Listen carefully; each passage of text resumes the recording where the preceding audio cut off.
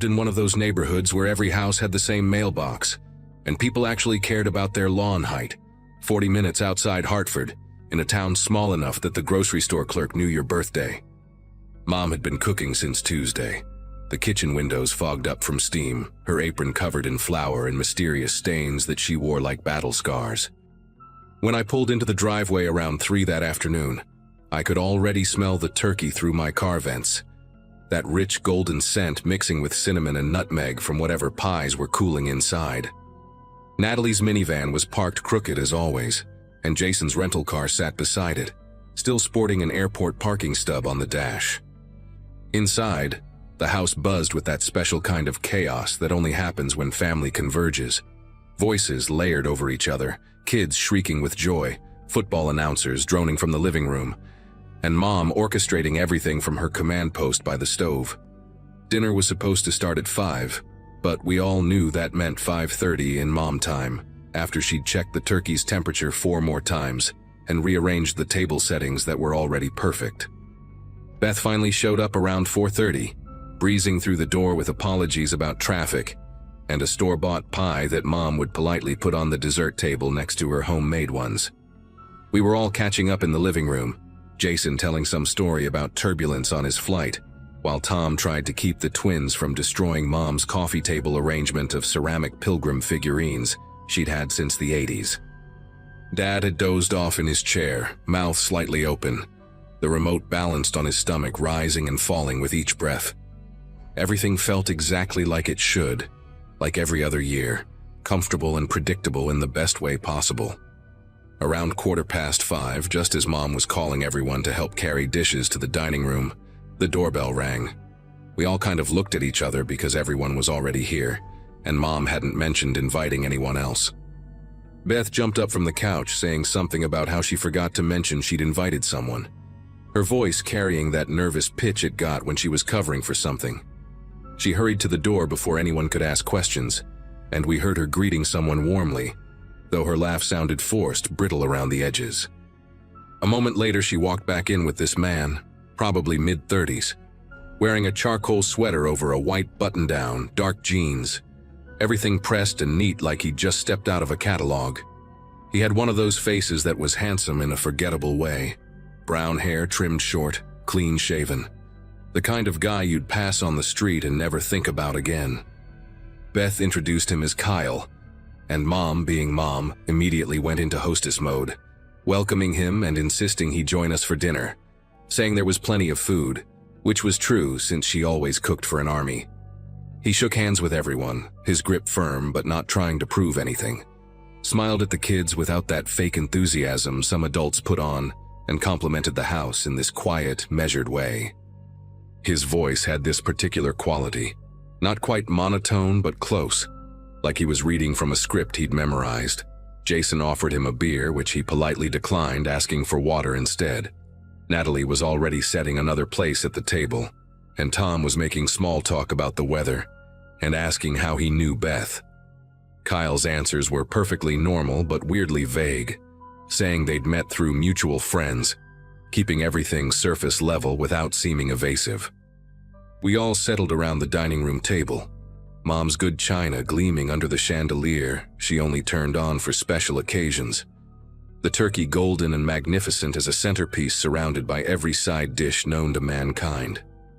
Dad carved while we passed around mashed potatoes, green bean casserole, cranberry sauce that still showed the ridges from the can just how Dad liked it, and my stuffing that everyone took small portions of to be polite.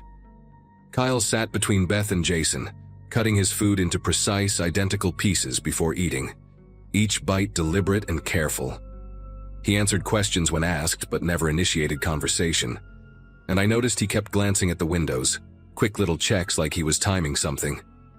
The twins were getting restless, kicking table legs and whining about wanting pie already, while Natalie tried to bribe them with promises of extra whipped cream if they'd just eat 3 more bites of vegetables. That's when I saw it. Just a dark stain on his sleeve when he reached for the salt, spreading from under his cuff maybe 3 inches up his forearm. At first I thought maybe it was sauce or wine, but the color was wrong, too dark, almost black against the gray fabric, and it had that stiff quality fabric gets when something has dried into it. Without really thinking, I asked him what happened to his sweater, pointing at the stain, and the entire table went quiet in that abrupt way that makes your ears ring. Kyle looked down at his sleeve slowly, like he'd forgotten it was there, then pulled his arm back under the table. Beth started to say something about how clumsy he was, always spilling things, but her voice cracked and died halfway through the excuse. Mom was staring at the spot where his arm had been, her fork suspended between her plate and her mouth, gravy dripping onto the tablecloth she'd ironed that morning. Kyle stood up then, not quickly but with this terrible purposefulness, pushing his chair back with both hands, and I remember thinking how his fingernails were too clean, like he'd scrubbed them raw. He reached into his back pocket and pulled out something black and heavy-looking, and for a second my brain refused to process what I was seeing, because things like that didn't belong at Mom's Thanksgiving table next to the ceramic turkey salt shakers she'd owned since before I was born. Dad started to stand too, his napkin falling to the floor, saying something about calming down. "Let's talk about this." But Kyle pointed the gun at him without even looking, like it was an afterthought, and Dad sat back down hard enough to make the dishes jump. One of the twins started crying, that hitching, confused sob kids do when they don't understand why the adults are acting wrong, and Tom tried to pull both boys closer, but Kyle made this clicking sound with his tongue, just once, and Tom's hand stopped moving.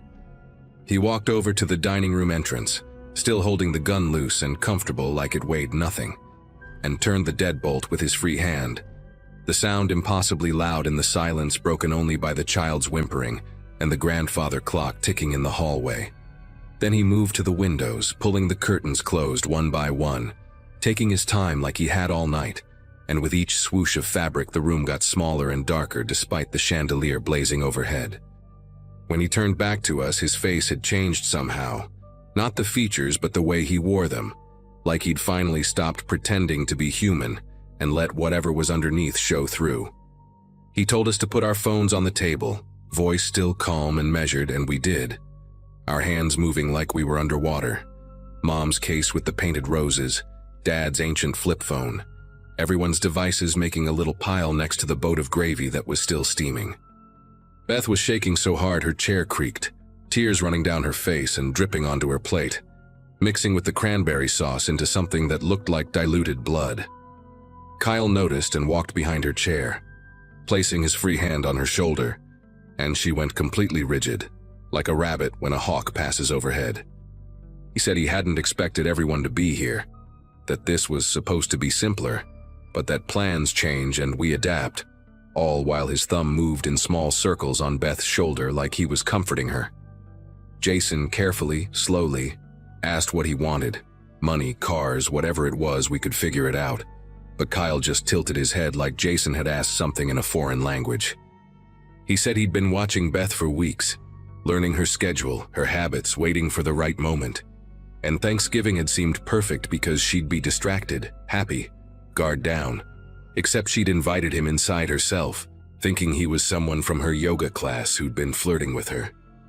The next 2 hours were the longest of my life, Kyle making us sit there while he ate his pie, gun resting next to his plate like another piece of silverware, occasionally picking it up to gesture when someone shifted too much or breathed too loud. He told us about following Beth home from the grocery store, sitting outside her apartment, how easy it was to duplicate her parking pass, slip into her building's gym when she worked out at the same time every Tuesday and Thursday morning. Mom tried to keep the twins calm, singing quietly under her breath, old lullabies from when we were little, while Dad's jaw worked like he was chewing words he couldn't say. At some point, Tom's youngest threw up, fear and turkey mixing into something awful, and Kyle made Natalie clean it with Mom's good napkins while the rest of us watched, nobody allowed to help or move or even look away. He went through our phones then, reading text messages out loud, showing us pictures from our own cameras, asking questions about people in the photos like we were having a normal conversation, like the gun wasn't right there, like Beth wasn't making these tiny wounded animal sounds every time he touched her hair. Around 8:30, Jason's girlfriend started moving her foot just slightly toward her purse on the floor, where I knew she kept pepper spray on her keychain because she'd shown it to me earlier. proud of the pink canister she'd bought after moving to the city. Kyle noticed immediately, of course he did, and very calmly shot the purse, the sound so loud in the dining room that my ears rang for 20 minutes after, the twins screaming, Mom pulling them against her even though Kyle had said not to move. The bullet went through the purse and into Mom's hardwood floor, leaving a hole that would never really get fixed, just covered with a rug that nobody would ever explain. He said the next one wouldn't be aimed at the floor, said it just like he was passing the butter, and Jason's girlfriend wet herself, the shame and terror on her face something I still see sometimes when I can't sleep.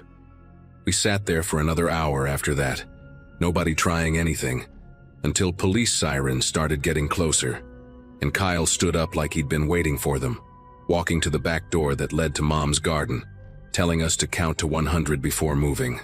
Nice and slow, out loud, together, and we did, our voices shaking through numbers while we heard his footsteps on the deck. Then nothing. The police found us still sitting at the table when they broke through the front door, Beth in complete shock, unable to speak for 3 days afterward.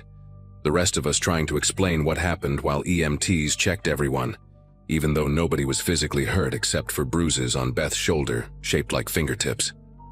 Turns out Kyle wasn't even his real name, and the man they eventually caught 3 states over had been doing this for years, choosing women who lived alone, sometimes just watching them for months, sometimes breaking in. But we were the first family situation he'd attempted. The detective said we were lucky, that it could have gone much worse. But lucky isn't the word I'd use for what happened to us. Beth moved back home with our parents for 6 months. Couldn't be alone. Jumped whenever someone knocked on a door, and even now, years later, she won't go to yoga anymore. Won't go anywhere she might run into strangers who seem too friendly, too interested in her schedule. We still do Thanksgiving at Mom and Dad's house because Mom refused to let him take that from us. But it's different now, smaller, quieter, everyone arriving together, leaving together, no strangers, no plus ones unless we've known them for years. And Dad installed 3 new deadbolts and a security system that he checks obsessively. The hole in the dining room floor is covered by a Persian rug Mom bought at an estate sale, and we all step around it carefully, like it might still be dangerous, like stepping on it might somehow bring him back. Sometimes during dinner I'll catch one of us staring at the chair where he sat, now pushed into the corner and used only to hold coats, and we'll make eye contact and look away quickly, the memory passing between us like a static shock. The twins don't remember much, which is a blessing, but Natalie says they still sometimes ask why everyone got so quiet that night, why Aunt Beth was so sad, why we had to count to 100, and she tells them it was just a game, just a silly adult game that went too long. And they believe her because they were young enough that their minds protected them from the worst of it, rewrote the story into something softer, safer, something that couldn't follow them into their dreams.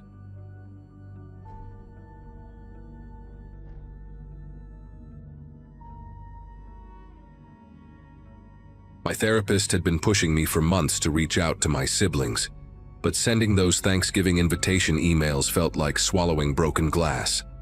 5 years we'd gone without speaking, all because of some stupid fight over Dad's estate that spiraled into something uglier than any of us intended.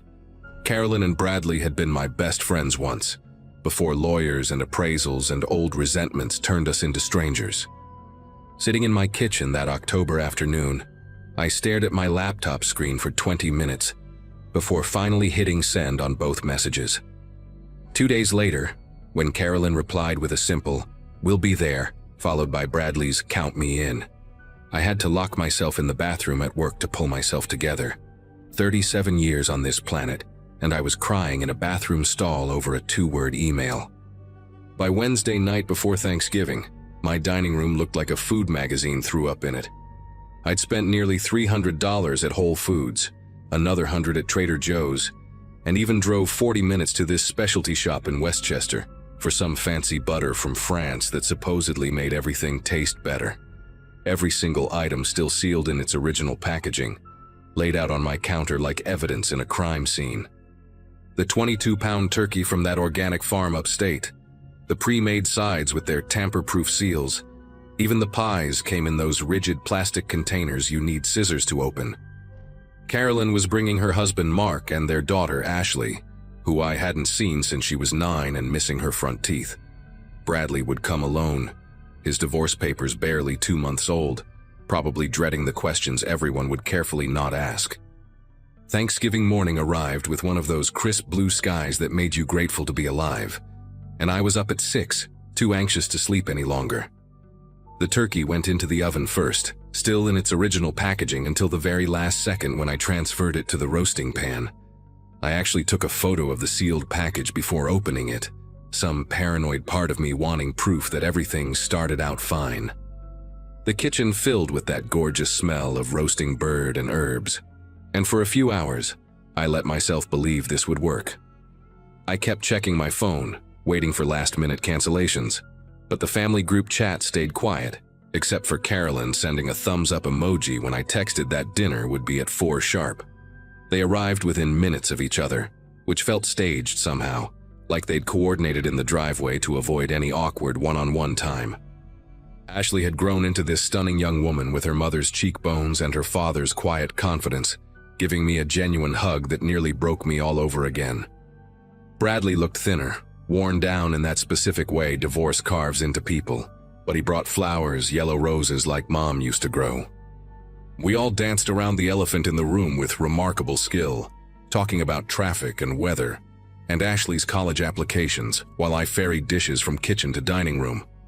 Mark helped carve the turkey, making some joke about his surgical precision from years of fishing, and for about 30 beautiful minutes, we felt like a family again. We were halfway through the meal when Carolyn's fork clattered onto her plate. She pressed her hand against her chest, her face draining of color so fast it looked like someone was adjusting the contrast on a TV screen. Mark was asking if she was okay when she pitched forward, her face nearly landing in the mashed potatoes before he caught her shoulders. Ashley screamed, that sharp teenage pitch that cuts through everything, and I was already reaching for my phone when Bradley made this horrible gasping sound.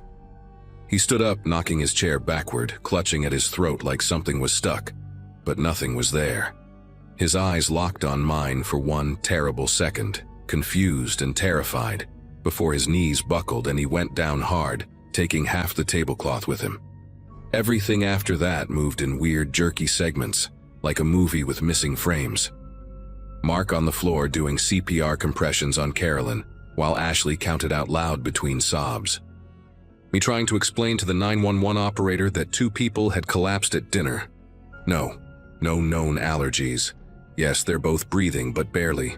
The turkey sitting there on its silver platter, looking obscene and wrong while my brother writhed on my dining room floor. I remember noticing the stupidest details, like how Bradley's wine had spilled in a perfect arc across my grandmother's white tablecloth, like how one of the candles kept flickering even though nobody was moving near it. The paramedics arrived in 12 minutes that felt like 12 hours, and suddenly my house was full of strangers in uniforms, radios crackling, medical terms I didn't understand bouncing off the walls. At the hospital, they separated us immediately. Carolyn and Bradley went straight to the ICU, while the rest of us got shuffled into different exam rooms for blood tests and questioning. A doctor with exhausted eyes and day-old stubble explained that both my siblings showed signs of acute poisoning, something called tetrodotoxin, which made no sense because that comes from pufferfish, and we definitely hadn't eaten any exotic seafood. The police showed up while nurses were drawing my blood for the 3rd time, 2 detectives who looked like they'd rather be anywhere else on Thanksgiving night. They bagged up my phone after I showed them the photo of the sealed turkey package, asked me to write down every single thing we'd eaten, where I'd bought it, who had access to my house. Mark kept Ashley pressed against his side while she shook, both of them testing negative for any toxins just like me. The detective, a woman named Ramirez with silver streaking through her black hair, drove me back to my house around midnight to collect the food evidence. My dining room looked like a scene from those true crime shows Ashley was always watching. Abandoned plates with half-eaten food, Bradley's chair still tipped over, that wine stain already setting into the fabric. We went through my kitchen with gloves on, bagging up every leftover, every package from the trash, even the empty containers I'd already rinsed. Ramirez found the turkey packaging in my recycling bin, held it up to the light from her phone, and that's when we both saw it, a tiny hole near the bottom corner, so small you'd never notice unless you were looking. She sealed it in an evidence bag, her face carefully neutral, but I saw her jaw tighten. Someone had injected poison through the packaging, which meant someone had been in the store, targeting that specific turkey, knowing I would buy it. They kept me at the station until 4 in the morning, going over the same questions until my voice went hoarse. Who knew about the dinner? Who knew where I shopped? Had I noticed anyone following me lately? Did my siblings have enemies? Did I have enemies? The fluorescent lights made everything feel unreal, like I was floating above myself watching some other woman in a food-stained blouse trying to explain that no, she couldn't think of anyone who'd want to hurt her family. Ramirez had store security footage pulled from the Whole Foods, 3 days of recordings to comb through, looking for someone tampering with the turkey section.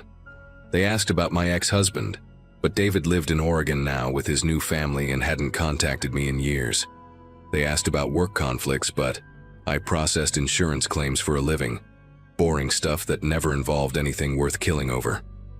I stayed at a hotel that night because I couldn't face going home to that dining room battlefield. Didn't sleep, just sat in the uncomfortable chair by the window watching occasional cars pass on the empty street below, checking my phone every few minutes for updates from the hospital. Carolyn was stable, but still unconscious, machines breathing for her. Bradley had come around briefly, couldn't speak yet but squeezed the nurse's hand when asked if he could hear her. The hotel room smelled like old cigarette smoke painted over with industrial air freshener, and I kept replaying the dinner in my head, looking for signs I'd missed. Had anyone been watching the house when they arrived? Was there something strange about how quickly everyone got sick? Why only Carolyn and Bradley when we all ate the same food? Around 6 in the morning, I gave up pretending to rest and drove to the hospital, where Mark was sleeping across 3 waiting room chairs with Ashley curled against him like she was 5 years old again. Ramirez called while I was getting terrible coffee from the hospital vending machine, her voice tight with something I couldn't identify. She needed me to come back to my house immediately. Wouldn't say why over the phone, just that there had been a development. The drive felt endless even though it was only 15 minutes, my brain spinning through possibilities, none of them good. When I pulled up, there were 2 more police cars in my driveway, and a uniformed officer was stringing yellow tape across my porch steps. Ramirez met me on the sidewalk, holding an evidence bag with something white inside, and her first words made my knees wobble. They'd found a note, she said, tucked under my doormat where it must have been placed sometime during the night, while I was at the hotel. Computer printed on plain paper, just one line that made everything infinitely worse. You should have never invited them. The investigation exploded after that, federal agents joining because of the tetrodotoxin, which apparently flagged some database as a potential bioweapon. They interviewed everyone from my past, pulled apart 5 years of grievances and hurt feelings, looking for someone angry enough about our reconciliation to do this. The security footage showed a figure in a baseball cap and medical mask near the turkey section 3 different times, but never a clear face, like they knew exactly where the cameras were. Both my siblings survived, though Carolyn has permanent nerve damage in her left hand, and Bradley still gets seizures that the doctors say might never stop. We never found out who did it, though Ramirez had a theory she shared with me months later, off the record, about someone who'd benefited from our family staying broken, someone who'd inserted themselves into our lives during those 5 years apart. She wouldn't give me a name, said she couldn't prove it, but the way she looked at me when she said it made me think of Mark's cousin Glenn, who'd been handling Bradley's divorce, who'd been so insistent that family reunions never went well, who'd mysteriously left town the day after Thanksgiving for a job opportunity in Vancouver that nobody had heard about before. The strangest part came 6 months later, when I was finally cleaning out that dining room properly, pulling up the ruined carpet where the wine had soaked through. Underneath, wedged between 2 floorboards, I found a USB drive that definitely hadn't been there when we renovated 3 years earlier. My whole body went cold when I plugged it in and found a single video file, time-stamped from the morning of Thanksgiving. It showed my kitchen, filmed from an angle that meant someone had been inside my house, had installed a camera somewhere I never found. In the video, you could see me preparing everything, But more importantly, you could see someone else.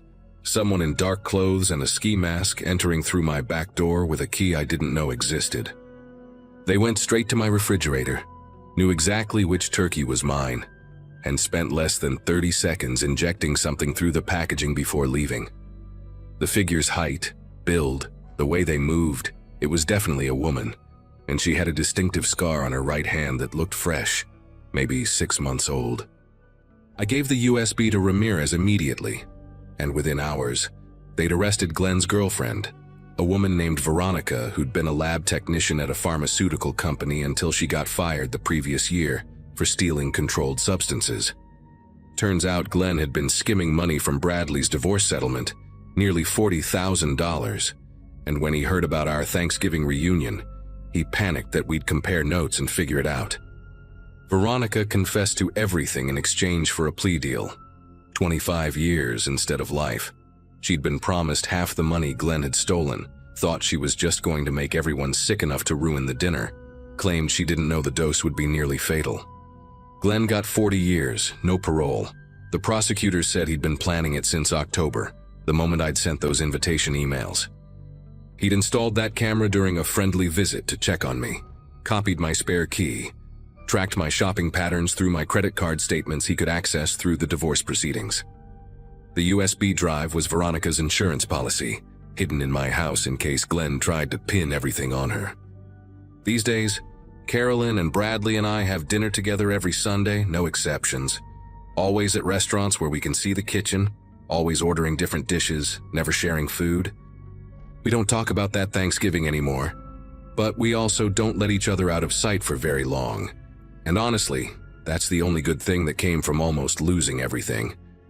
We remembered that staying angry is a luxury you can only afford when you're certain you'll have another chance to make things right.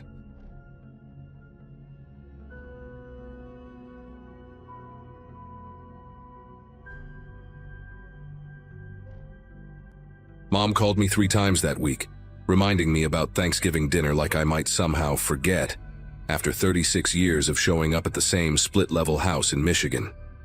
Since the divorce papers were finalized in September, she'd been extra persistent about family gatherings, probably worried I'd spend the holiday eating Chinese takeout in my studio apartment. Dad had retired from the auto plant earlier that year, and according to Mom, he'd been drinking his way through retirement, tinkering in his workshop on projects nobody asked for, mostly birdhouses that cluttered the garage shelves.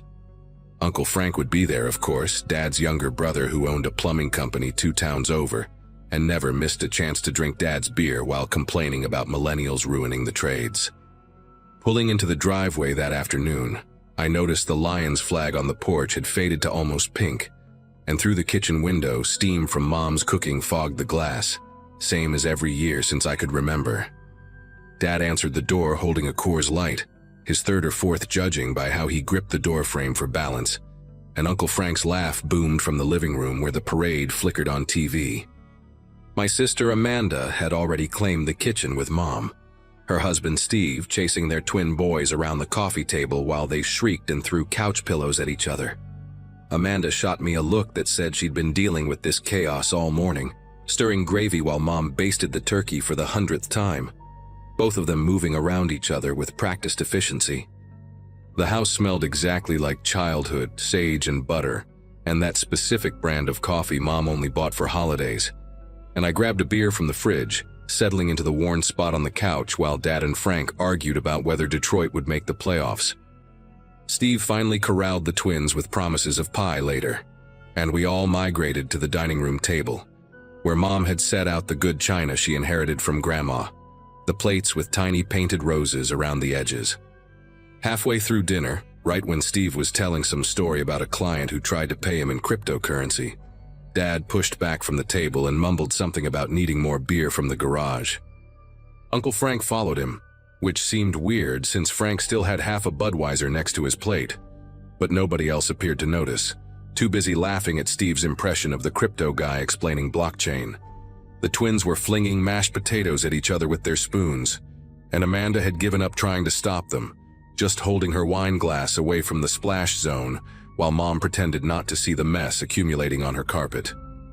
Through the kitchen doorway, I could hear Dad and Frank's voices low at first, the clink of bottles then gradually getting louder, though I couldn't make out the words over Steve's story and the kids giggling. Mom kept glancing toward the kitchen, her smile tightening around the edges, and she started cutting her turkey into smaller and smaller pieces without eating any of them. Their voices in the kitchen shifted from conversation to something sharper, Dad's words slurring together while Frank's tone turned hard and insistent. Steve had stopped talking mid-sentence about Bitcoin wallets, and even the twins went quiet, potato-covered spoons suspended in mid-air as we all turned toward the kitchen. Mom set down her fork carefully like she was defusing a bomb, and started to stand when Frank's voice cut through clear as breaking glass. "You think they'll never find out what you did to him?" The silence that followed felt physical, pressing against my eardrums, and Dad stumbled back into the dining room, his face the color of old newspaper, while Frank stood in the doorway behind him, fists clenched at his sides. Nobody moved, nobody breathed, and I watched a drop of gravy slide down the wall where one of the twins had flung it earlier, the only movement in a room that suddenly felt too small and too hot. "What did you just say?" Amanda's voice came out strangled, and she was staring at Dad like she'd never seen him before, while Steve pulled the twins closer to him on the bench.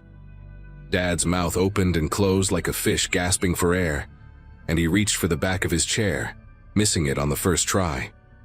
Frank stepped into the dining room, and I noticed his work boots left mud prints on Mom's white carpet, these dark smudges that seemed important somehow, like evidence at a crime scene.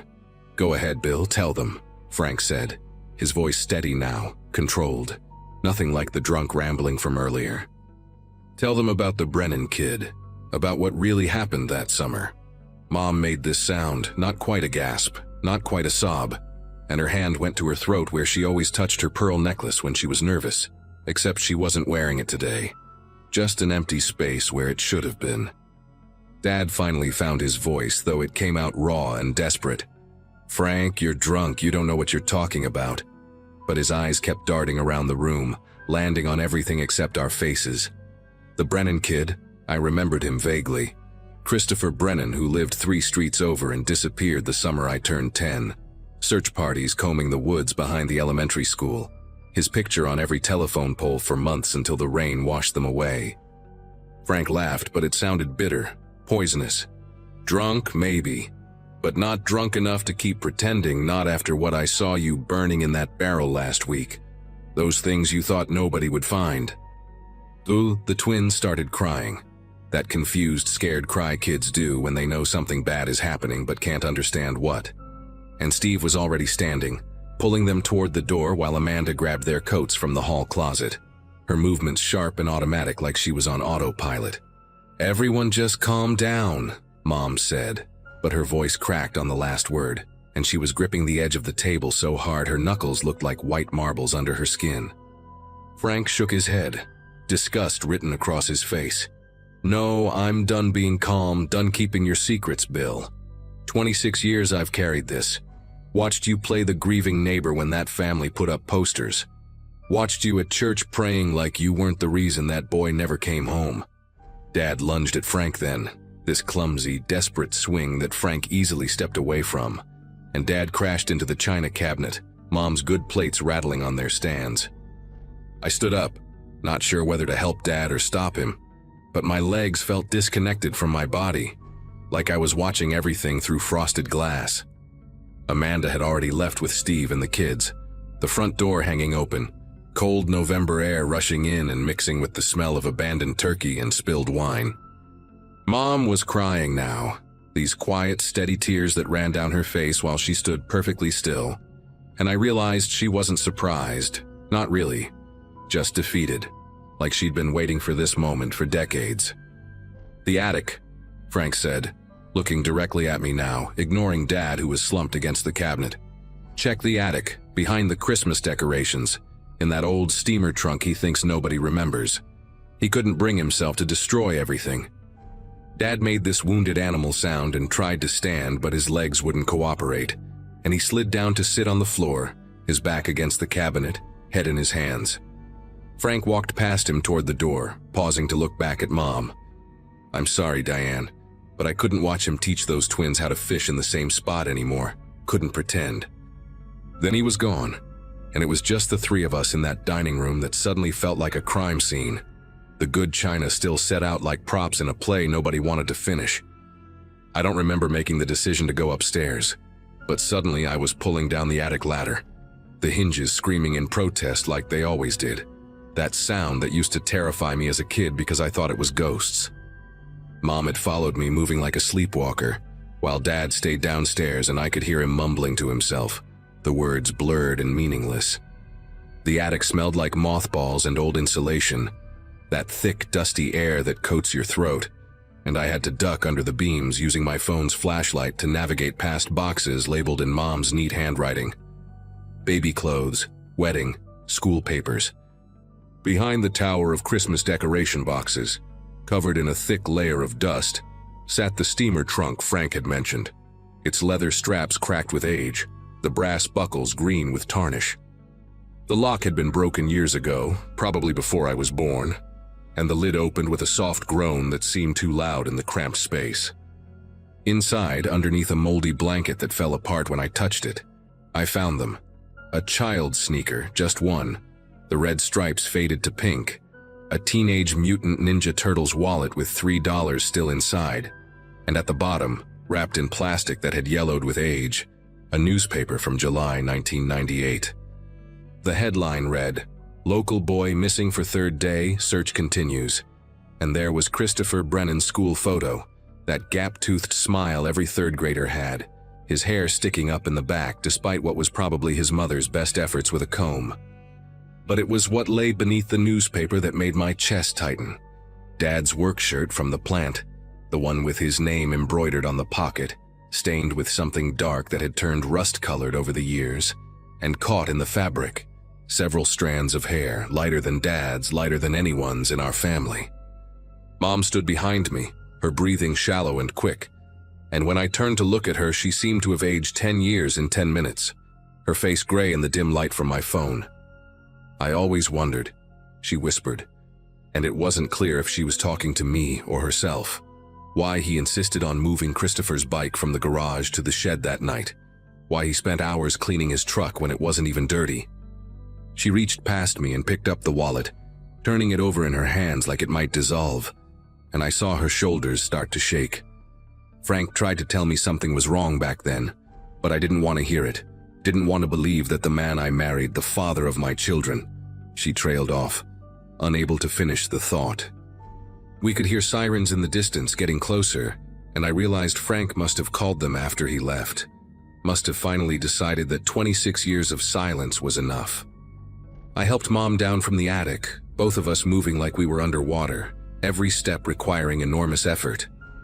Dad was gone from the dining room, but his car keys still sat on the counter, so he couldn't have gotten far, probably hiding in his workshop with those stupid birdhouses, surrounded by the tools he'd used for God knows what. Mom called Amanda, her voice surprisingly steady as she told her not to come back, to take the boys somewhere safe for the night. And I could hear Amanda crying on the other end, asking questions Mom couldn't answer. The police arrived within minutes, 2 cruisers and an unmarked car, and they sealed off the house like something from a TV show, yellow tape across the door, evidence bags for everything in that trunk. They found Dad in the workshop like I'd guessed, passed out next to a half-empty bottle of whiskey, sawdust in his hair, and they took him away in handcuffs while the neighbors watched from their windows, probably thinking this was about drunk driving or a domestic dispute, having no idea that they'd been living next to a monster for decades. Mom went to stay with her sister in Ohio, couldn't bear to sleep in that house again, and I drove back to my apartment in a daze, the radio playing holiday music that sounded like it was coming from another planet. The Brennan family finally got their answers, though I'm not sure if that made things better or worse, and Dad's trial starts next month, though his lawyer is already talking about diminished capacity, about how alcohol destroyed his judgment that night so long ago.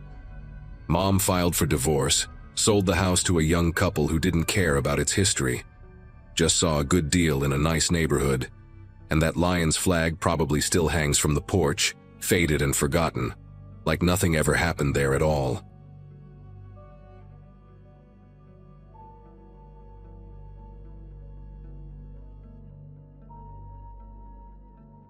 My brother Patrick kept asking if I really wanted to do this, right up until he walked through my front door carrying 2 pies his wife had made. 5 months earlier, I'd bought my first house, a colonial on a quiet street in Pennsylvania, and hosting Thanksgiving seemed like the perfect way to show everyone I'd finally gotten my life together. 31 and divorced, but at least I had granite countertops and a dining room that could fit the whole family if we squeezed. My youngest sister brought her 3 kids.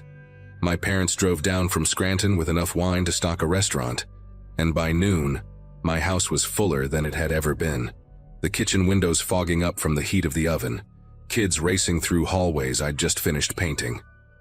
Everyone kept complimenting the house, touching the crown molding, admiring the built-in bookshelves, and I walked around refilling drinks with this stupid grin on my face, finally feeling like the successful older brother instead of the one who'd moved back home after his marriage fell apart.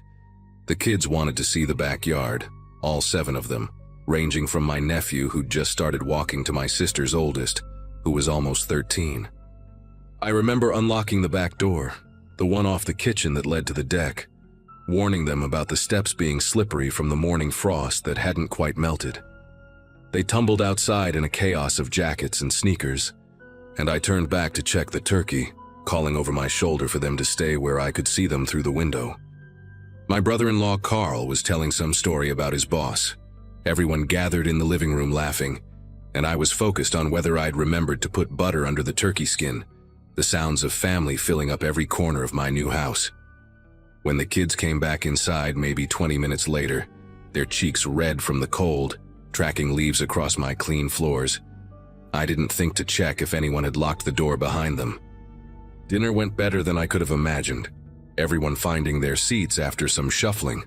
The dining room table extended with both leaves, card tables pushed against the ends to make one long banquet setup. My dad carved the turkey while making the same jokes he'd been making since I was 5. My mom kept getting up to help, even though I told her to sit, and Patrick's wife Susan took photos of everything with her phone, saying she wanted to document my first hosting. The gravy was perfect. Nobody mentioned that the rolls were slightly burned on the bottom, and even my teenage niece, who usually ate nothing but chicken nuggets, tried the green bean casserole. We went around the table saying what we were thankful for, and when it got to me, I said something about family and new beginnings. But what I really meant was that I was thankful they'd all shown up, that they trusted me enough to break tradition and drive to my house instead of gathering at my parents' place like we'd done for 30 years. By the time we got to dessert, the sun had already set, which happens early in late November, and I'd turned on every light in the house to keep that warm feeling going. The kids were getting restless, sent back outside earlier with flashlights to burn off energy while the adults lingered over coffee and pie. My Aunt Helen was deep into her second glass of wine, telling embarrassing stories about my dad when they were kids, and I was in the kitchen cutting a 3rd pumpkin pie when everything went dark. Not just the lights, but the hum of the refrigerator, the dishwasher I'd just started. Everything electrical just stopped. In the sudden quiet, we could hear the kids outside screaming, though it sounded more like excitement than fear, probably thinking the power outage was some kind of adventure. I had a flashlight in the kitchen drawer, one of those heavy metal ones I'd bought when I first moved in, thinking about being a responsible homeowner. The fireplace in the living room was still going, thank God, casting these orange shadows that danced across everyone's faces as they pulled out their phones for light. Except none of the phones were working right. The screens lighting up but showing no signal, no Wi-Fi, like we'd been cut off from everything beyond these walls. Patrick tried to make a joke about it being like the old days, but his voice had this edge to it, and Susan kept trying to call her mother, who was watching their baby. My dad went to check the circuit breaker in the basement while Carl and I gathered candles from around the house, those decorative ones I'd bought to make the place smell like vanilla and cinnamon. We were all trying to act normal, keep the mood light for the kids who'd come rushing back inside, but there was this weight in the air, this wrongness that made everyone speak in lower voices. That's when I saw it. Just a glimpse at first, while carrying candles from the hallway closet back to the dining room. A shape moving past the window in the study, the room I'd turned into a home office, where nobody should have been. My first thought was that one of the kids had wandered in there, maybe looking for something to do without their tablets working. But all 7 of them were in the living room, huddled around the fireplace while my mom told them stories. I stood there in the doorway counting them again. Owen, Madison, all of them accounted for. And when I looked back toward the study, the door was slightly open, though I knew I'd closed it that morning after wrapping the last of the presents I'd hidden in there. The smart thing would have been to say something right then, get everyone together, but I didn't want to ruin everything. Didn't want to be the paranoid divorced guy who panics over shadows at his first family gathering. I walked down the hallway, each floorboard creaking under my weight, sounds I'd never noticed before when the house was full of electrical humming and family noise. The study door was definitely open now, maybe 6 inches, and through the gap I could see the curtains moving, even though the windows were closed. My desk lamp was on the floor, the ceramic base shattered into pieces that caught the dim light from the hallway, and the rolling chair was facing the wrong direction, turned toward the closet instead of the desk. But the worst part was the smell, this mixture of wet earth and something chemical, like fertilizer mixed with gasoline, completely different from the turkey and pie scents that filled the rest of the house. I pushed the door open wider, holding my flashlight like a weapon, and that's when I noticed the muddy footprints on my Persian rug, large boots that had walked from the window to the desk, then to the closet where the door stood partially open, darkness pooling inside like spilled ink. Patrick found me standing there staring at that closet door, and when he saw my face, he immediately grabbed my arm, pulling me backward into the hallway. He'd come looking because Dad couldn't find the circuit box in the basement, said it looked like someone had removed the panel cover and taken all the fuses, just pulled them right out and left empty holes. We both looked at each other, understanding passing between us without words. And then we heard Susan scream from the living room, not a startled yelp, but a real, throat-tearing sound that made us both run. She was standing by the fireplace pointing at the kitchen doorway, where a man none of us recognized stood perfectly still, wearing a thick canvas jacket and work boots caked with mud. He had this weathered face, deep lines around his mouth and eyes, gray stubble covering his jaw, and he was holding one of my kitchen knives, the big one I'd used to carve the turkey, just holding it down by his side like he'd been interrupted in the middle of something.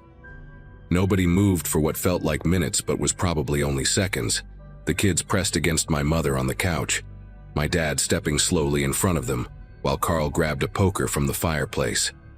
The man didn't say anything, just stood there breathing heavily, his chest rising and falling under that stained jacket, and I could see now that his jeans were torn at the knee, dried blood visible on the fabric. His eyes kept moving from face to face, not wild or crazy, but calculating, like he was counting us, figuring out the odds. Patrick whispered for Susan to take the kids upstairs, but when she tried to move, the man shifted the knife to his other hand, a small gesture that froze everyone in place. The firelight made the blade gleam orange and red, and I noticed his knuckles were scraped raw, bits of skin hanging loose like he'd been punching something or someone before he got to my house. I tried to speak, to ask what he wanted, if he needed help, anything to break this terrible silence, but my throat felt sealed shut. Then my nephew Owen, only 4 years old, started crying, that exhausted, scared wail that little kids do when they're beyond comfort, and it broke whatever spell was holding us. The man took a step forward and Carl swung the poker, not at him but at the wall, screaming for him to get back, get out, leave us alone. The sound was explosive in the quiet house, and suddenly everyone was moving. My sisters pulling their kids behind furniture, my Aunt Helen throwing her wine glass which shattered against the door frame, red wine splashing across the white paint like blood. The man stumbled backward, not from being hit but from the chaos, the knife clattering to the floor as he raised his hands to shield his face from the shower of glass and liquid. And that's when I saw the second one, a younger guy, maybe 20, standing at the top of the stairs just watching everything unfold with this blank expression. The younger one started down the stairs, taking them 2 at a time, and Patrick grabbed a brass candlestick from the mantel, shouting at him to stop. But he kept coming. My dad, 67 years old with a bad hip, charged at the older man who was still recovering from Helen's wine glass attack, tackling him into the wall, with a sound that shook picture frames off their hooks. They went down hard, the intruder's head hitting the hardwood with a crack that made everyone gasp, and Carl jumped on top, pinning his arms while my dad rolled away gasping. The younger one reached the bottom of the stairs and I moved without thinking. All that anger about the divorce, the loneliness, the pressure of this perfect Thanksgiving exploding out as I grabbed him by his flannel shirt and drove him backward into the grandfather clock my parents had given me as a housewarming gift. The glass face shattered, the pendulum swinging wildly as we crashed through it, and I could hear my mother screaming my name, my sisters crying, chaos erupting through my perfect new house. Patrick hit the younger one with the candlestick while I had him pinned against the broken clock once, twice, until he slumped sideways, blood running from his ear. The older man was trying to get up, Carl struggling to hold him down, when we heard it clear and sharp through the broken silence. Sirens approaching fast.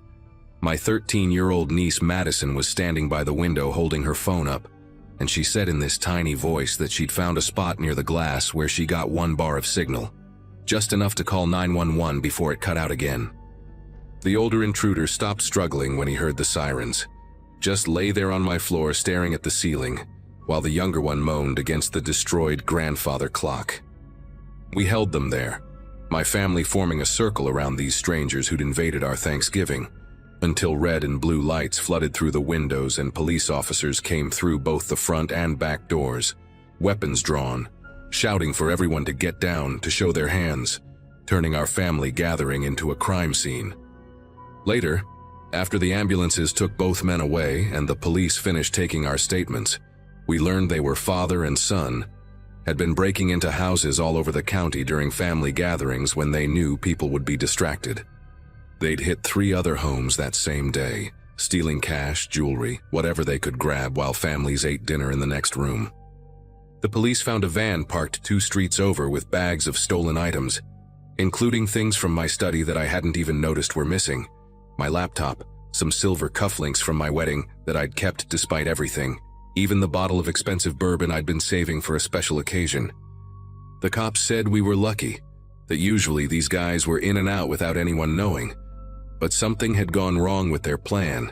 Maybe they'd gotten greedy or lost track of time, and when the power went out, when we all started moving around with flashlights and candles, they'd gotten trapped in the house with us. We spent the rest of the night at Patrick's place, nobody wanting to stay in my house with the blood on the floors, the broken clock, the wine stains on the walls that looked like violence itself. The kids were remarkably okay, treating it like some wild adventure they'd survived, already making up stories about how brave they'd been. My dad's hip was bruised but not broken. Carl had cuts on his hands from the struggle, and I couldn't stop pacing, couldn't stop thinking about that unlocked back door, how easily everything had turned from celebration to nightmare. But here's the thing nobody talks about when something like this happens. We were closer after that night than we'd ever been before, bonded by something deeper than blood or tradition. We still do Thanksgiving together every year, but now we rotate houses and everyone triple checks the locks, and we laugh about things that aren't really funny, like how Aunt Helen's wine-throwing arm should be in the major leagues, or how Madison saved us all with 1 bar of cell signal. We never found out why the phone stopped working or who cut the power. The police said the intruders denied doing it, but it doesn't matter now. What matters is that we survived it together, that my first Thanksgiving in my new house became the story we'll tell forever. The year we fought back, the year we discovered what family really means when everything goes dark.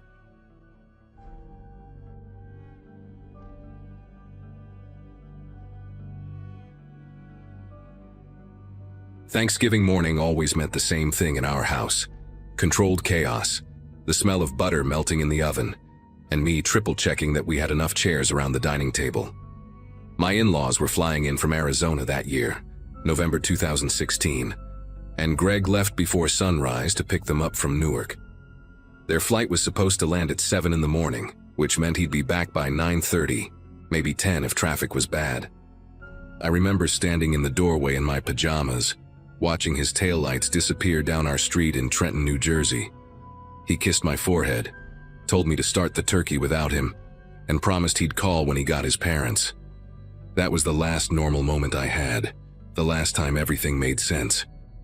I went back inside, put on coffee, and started prepping the sweet potatoes, completely unaware that my entire life was about to shatter into a million pieces I'd never be able to put back together. By 11 o'clock, I started getting annoyed. Greg hadn't called, and neither had his parents. I tried his cell 3 times and it went straight to voicemail, which wasn't unusual since he sometimes forgot to charge it overnight. But his mom, Barbara, she always had her phone on. Always. When I called her and got her voicemail too, I figured maybe their flight was delayed and everyone was stuck in some dead zone at the airport. I texted Greg a few times, asking for updates, telling him the turkey was in, and asking if his dad still wanted the cranberry sauce with the orange zest or the regular kind. Stupid details that felt so important then. By noon, my sister Jenna came over to help with the cooking, and she could tell something was wrong. I kept checking my phone every 30 seconds, refreshing my messages, pacing between the kitchen and the living room window like I'd see his car pull up any second. Jenna tried to calm me down, said maybe they stopped for breakfast. Maybe there was an accident on the turnpike and traffic was backed up for miles. But I knew Greg. He would have found a way to call. He always did. Around 1 in the afternoon, I finally called the airline directly. The woman on the phone confirmed that Barbara and Richard Sutton had been on the flight, that it had landed on time at 7:04 that morning, and that they'd already picked up their luggage. My heart was hammering so hard I could barely hear her. If they'd landed, if they'd gotten their bags, then where were they? Where was Greg? I called Barbara's cell again, and when it went to voicemail for the 6th time, real panic set in. That cold, creeping feeling that starts in your chest and spreads through your whole body until you can't think straight. Jenna saw my face go white and took the phone from my hand. She's always been the calm one, the logical one. She suggested we call the hospitals just in case there'd been an accident and nobody had been able to reach me yet. We spent the next hour calling every emergency room between Trenton and Newark, describing Greg, giving them his information. Nothing. No John Does matching his description. No accidents reported involving his car. A dark blue Honda Accord with a dent in the back bumper from when he'd backed into our mailbox last spring. That's when Jenna said we should call the police. I didn't want to. It felt like an overreaction, like I was being paranoid, like any second he'd walk through the door with some crazy explanation, and we'd all laugh about how worried I'd been. But it was almost 3 o'clock by then, and 8 hours had passed since he'd left. 8 hours with zero contact. The officer who answered my call was polite, but didn't seem particularly concerned at first. Adults go missing all the time, he told me. Usually they turn up within 24 hours. He took down Greg's information, the make and model of his car, his license plate number. He asked if we'd been fighting, if there was any reason Greg might have wanted to take off for a while. I almost laughed at that. Greg wasn't the type to just disappear. We'd been married for 6 years, together for 9. He was a software engineer who color-coded his calendar and set reminders for everything. He didn't do spontaneous. The officer said he'd put out a bulletin for the car and told me to call back if I didn't hear anything by morning. Morning felt like a lifetime away. By 4 o'clock, Barbara and Richard still hadn't answered their phones, and I was losing my mind. Jenna suggested we drive to the airport ourselves, see if maybe they were still there, confused or waiting. It was a desperate idea, but I was desperate. We got in her car and drove to Newark, and the whole way there I kept imagining scenarios. Maybe Greg's phone had died, and he'd borrowed someone else's but didn't know my number by heart. Maybe there'd been some miscommunication about which terminal. Maybe his parents had missed their flight after all, and the airline had given me wrong information. When we got there, we went straight to the baggage claim area for their airline. We asked everyone, security guards, airline staff, janitors. Nobody had seen Greg or his parents. We checked the parking garage, walking up and down the aisles looking for his car, and it wasn't there either. On the drive back home, neither of us said much. The sun was setting, the sky turning that dark orange color that usually made me feel peaceful. But that night, it just felt wrong. Everything felt wrong. When we pulled into my driveway and I saw the house with all the lights on and the half-prepared Thanksgiving dinner sitting on the counter, I finally broke down. Jenna held me in the passenger seat while I sobbed, my whole body shaking with the kind of fear I'd never felt before. The police showed up at my house around 8 that night. 2 detectives, a man and a woman, both wearing plain clothes and serious expressions that made my stomach twist into knots. They introduced themselves as Detective Mills and Detective Vasquez. They wanted to know everything, so I walked them through the entire day, every detail I could remember. What time Greg left, what he was wearing, a gray Rutgers hoodie and jeans, what route he would have taken to the airport, whether he'd seemed upset or distracted that morning. He hadn't. He'd been completely normal, excited even, talking about how his dad would probably want to watch football after dinner. They asked about our relationship, our finances, whether Greg had any enemies or problems at work. The questions felt invasive, almost accusatory, like they were implying Greg had chosen to leave. I kept telling them he wouldn't do that. He wasn't that kind of person, but I could see the doubt in their eyes. Detective Vasquez asked if I had a recent photo of Greg, and I pulled up one on my phone from 2 weeks earlier. The 2 of us at a friend's wedding, him in a navy suit with his arm around my waist, both of us smiling. She studied it for a long moment before asking if she could send it to herself. That's when it really hit me. They were looking for him. My husband was officially a missing person. The next morning, I woke up on the couch where I'd finally passed out around 3 in the morning, still wearing the same clothes from the day before. For about 5 seconds, I thought maybe it had all been a nightmare. Then I saw Jenna asleep in the armchair across from me, still in her jacket, and reality came crashing back. My phone had 11 missed calls, 3 from Detective Mills, 2 from numbers I didn't recognize, and 6 from Greg's work. I called Mills back immediately, and what he told me made everything so much worse. They'd found Greg's car. It was at a gas station off Route 1 in New Brunswick, about 20 miles from our house and nowhere near the route to Newark Airport.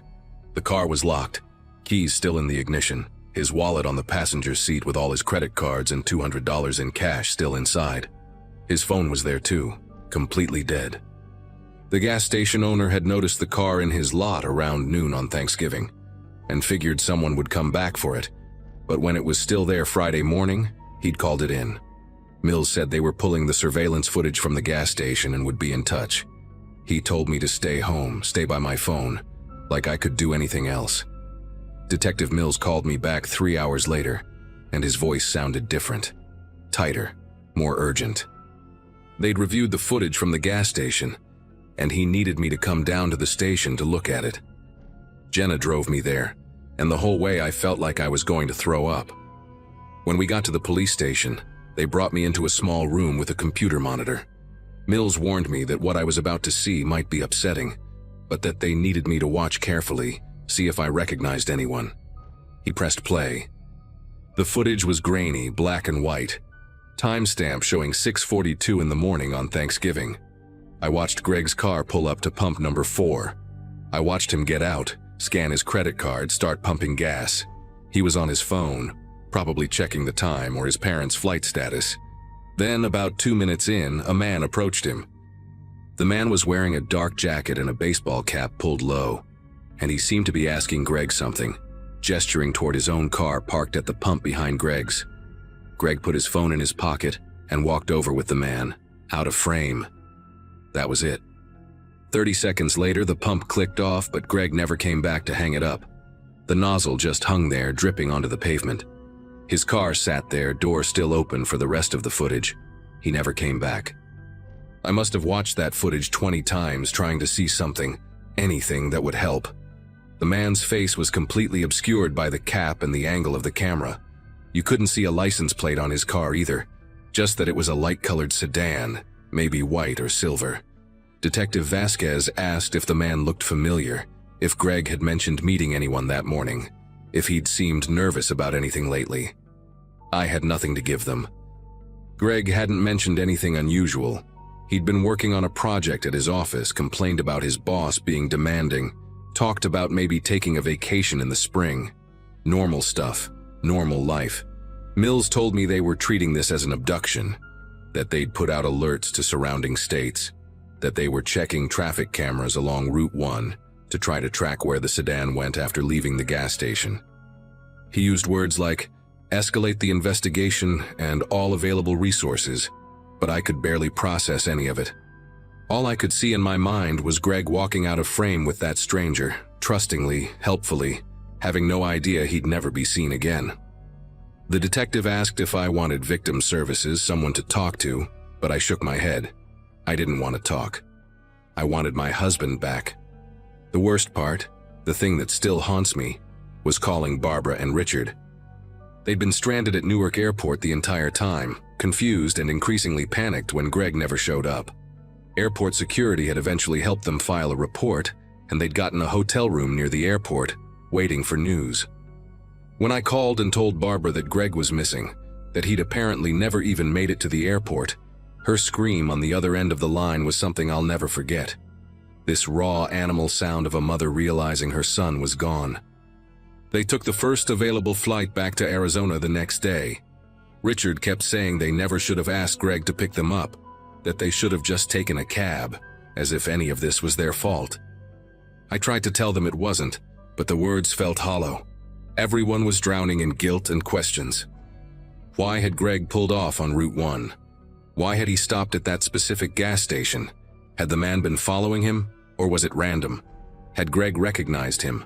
The police said most abductions are committed by someone the victim knows, but I couldn't think of a single person who'd want to hurt Greg. He was quiet, kind, kept to himself mostly. He had work friends, but nobody he was especially close to. No drama, no debts, no secret life that I knew about. Days turned into weeks, and the investigation went cold. The police tracked the sedan to a highway entrance but lost it in traffic. They interviewed everyone Greg knew, pulled his phone records, checked his email and bank accounts. Nothing pointed anywhere. No ransom calls came, no body was found. Tips came in from all over, people claiming they'd seen Greg in Florida, in Texas, in California. Every single one led nowhere. Detective Mills would call me with updates that weren't really updates, just ways of saying they still had nothing. The media picked up the story for a while. Local man vanishes on Thanksgiving morning, and family desperate for answers in mysterious disappearance. My face was on the news, pleading for information, offering a reward we couldn't really afford. Strangers sent messages of support and conspiracy theories in equal measure. Some said Greg had run away to start a new life. Others said it was human trafficking. A few even suggested I'd done something to him and staged the whole thing. The cruelty of people when they think they're being helpful is something I wasn't prepared for. Greg's job held his position open for 3 months before they had to officially let him go. I couldn't go back to my work at the dental office. Every time I tried, I'd have a panic attack in the parking lot. Jenna moved in with me for a while because I couldn't stand being alone in the house. Everything reminded me of him. His coffee mug in the cabinet, his shoes by the door, the dent in the couch where he always sat. It's been 9 years now. 9 years since that Thanksgiving morning, and I still don't have answers. The case is officially cold, though Mills retired and the new detective assigned to it calls me once a year on the anniversary, more out of obligation than hope. I've learned to live with the not knowing, though it never gets easier. People ask me all the time if I've moved on, if I've dated anyone, if I've considered having Greg declared legally dead so I can get closure. The truth is, I can't. Some part of me is still waiting for him to walk through that door with an explanation, no matter how impossible that seems. I've gone to therapy, joined support groups for families of missing persons, done everything people suggested. It helps, in small ways. I can function now. I went back to work eventually, moved to a different apartment because I couldn't stay in that house. But there's this permanent hole in my life, this question mark that will never be answered. Who was that man at the gas station? What did he want? Where did he take Greg? Is my husband even still alive, or did he die that morning and I've spent 9 years waiting for a ghost? The hardest thing is how ordinary it all was. Greg wasn't doing anything wrong. He wasn't in a dangerous place or taking risks. He was getting gas on his way to pick up his parents, being a good son, and someone took him, just like that, in broad daylight at a gas station off a major highway, and nobody saw anything useful. No witnesses came forward. The man in the baseball cap vanished like smoke. Sometimes I drive past that gas station, even though I know I shouldn't. It's still there, same pumps, same building. Pump number 4 is where I always stop when I need gas now. Some kind of twisted ritual I can't explain. I stand there and try to imagine what Greg was thinking in those last moments before he walked away. Did he sense danger? Did the man say something threatening? Or was Greg just being his usual helpful self, the kind of person who'd stop to help a stranger without a second thought? That's what kills me the most. Greg's kindness, the thing I loved about him, might be what got him taken. I want people reading this to understand something. This can happen to anyone. Your husband, your wife, your kid. One moment they're there, living their normal life, and the next they're gone. No warning, no goodbye, just gone. And you're left with nothing but questions and security footage that shows the exact moment your entire world ended. I still check my phone sometimes, half expecting to see a text from Greg apologizing for being late. I know that's insane, but hope doesn't follow logic. It just exists, stubborn and painful, even when it shouldn't. If anyone out there knows anything about what happened that morning, if you saw something, if you remember a light-colored sedan, or a man in a dark jacket and baseball cap near New Brunswick on Thanksgiving 2016, please come forward. Even now, after all this time, I just want to know what happened to my husband.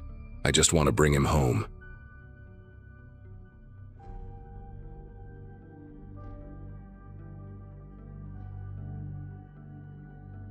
I hadn't been home for Thanksgiving in 6 years. Not since Dad passed away in that car accident on Interstate 95.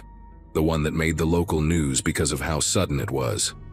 Mom had been calling more frequently lately, her voice getting smaller each time, and my sister Emily kept sending these guilt-trip texts about how Mom was cooking for just herself now. I caved in October, booked the flight from Denver to Boston, and tried not to think too much about why I'd stayed away so long. The house looked exactly the same when I pulled into the driveway. That white colonial with the green shutters on Birch Road, except the garden Mom used to obsess over had gone wild, roses climbing up the mailbox like they were trying to escape. Dinner started normal enough. Emily brought her husband Kevin and their twin boys, who immediately ran upstairs to what used to be my bedroom. Mom had made her usual spread, turkey that was slightly dry, stuffing with too much sage, the cranberry sauce from the can that Dad always insisted on. We were doing that awkward thing families do when they haven't been together in years, talking about nothing important, when Mom suddenly went quiet in the middle of describing her book club.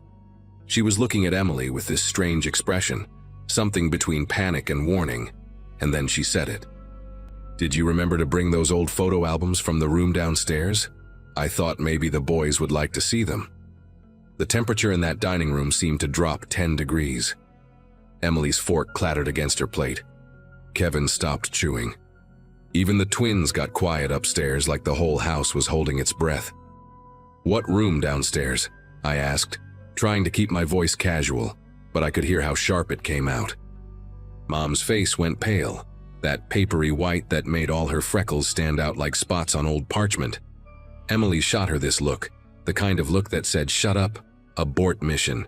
We talked about this." "Oh, I just meant the basement," Mom stammered, reaching for her wine glass with a hand that trembled enough to make the liquid shimmer. "You know how I get confused sometimes. The basement storage area, that's all." But I'd lived in that house for 18 years before college, and my mother had never, not once, called the basement anything except the basement. She was sharp as a tack, did the newspaper crossword in pen every morning, never forgot a birthday or a doctor's appointment. Kevin cleared his throat and started talking loudly about some football game, and Emily jumped in with something about the twins' school play, and just like that, everyone was pretending that moment hadn't happened. I couldn't let it go. After dinner, while Emily and Kevin were getting the boys ready to leave, and Mom was in the kitchen wrapping leftovers in aluminum foil with that obsessive precision she'd always had, I went to the basement door. It was in the hallway near the kitchen, same place it had always been, that hollow wooden door with the glass knob that never quite caught properly. The hinges creaked when I opened it, and that smell hit me immediately. Not the usual basement smell of concrete and old cardboard boxes. This was different, sharper, like industrial cleaner trying to mask something organic underneath. The stairs were the same ones I'd walked down 1,000 times as a kid, going down to grab a can of tomato paste for Mom, or to find Christmas decorations in storage. But they felt steeper now, more threatening in the yellow light from the single bulb at the top. When I reached the bottom, I stood there on the cold concrete floor, looking around at the familiar landscape of my childhood's overflow. The furnace hummed in the corner where it always had.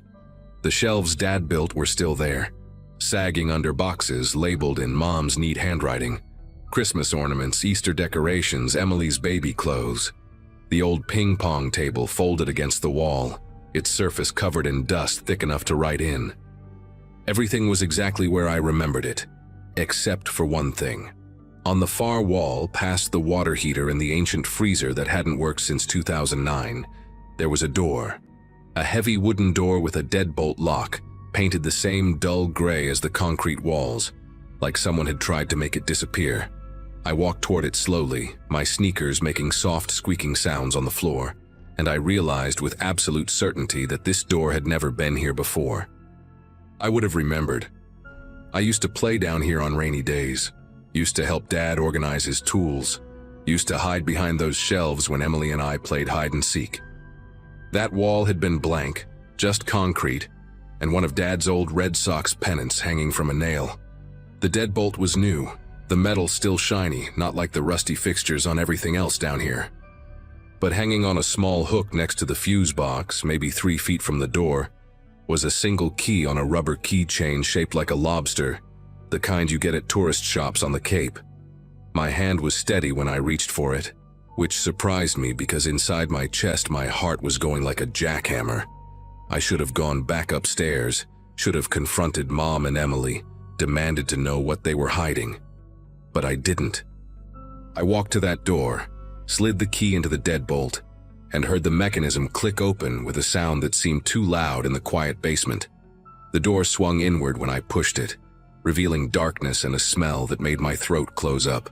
That chemical cleaner smell, but stronger now, mixed with something damp and rotten like old carpet that had gotten wet and never dried properly. I fumbled along the wall inside until I found a light switch, one of those old toggle switches that clicked loudly. A bare bulb flickered on, weaker than the one lighting the main basement, casting everything in sickly yellow shadows. The room was smaller than I expected, maybe 10 feet by 12, with concrete walls and floor just like the rest of the basement. But this wasn't storage. There was a metal frame bed pushed against one wall, just the frame with no mattress, and bolted to the floor near the foot of it were 2 heavy chains, the kind you might use to secure a boat or tow a truck.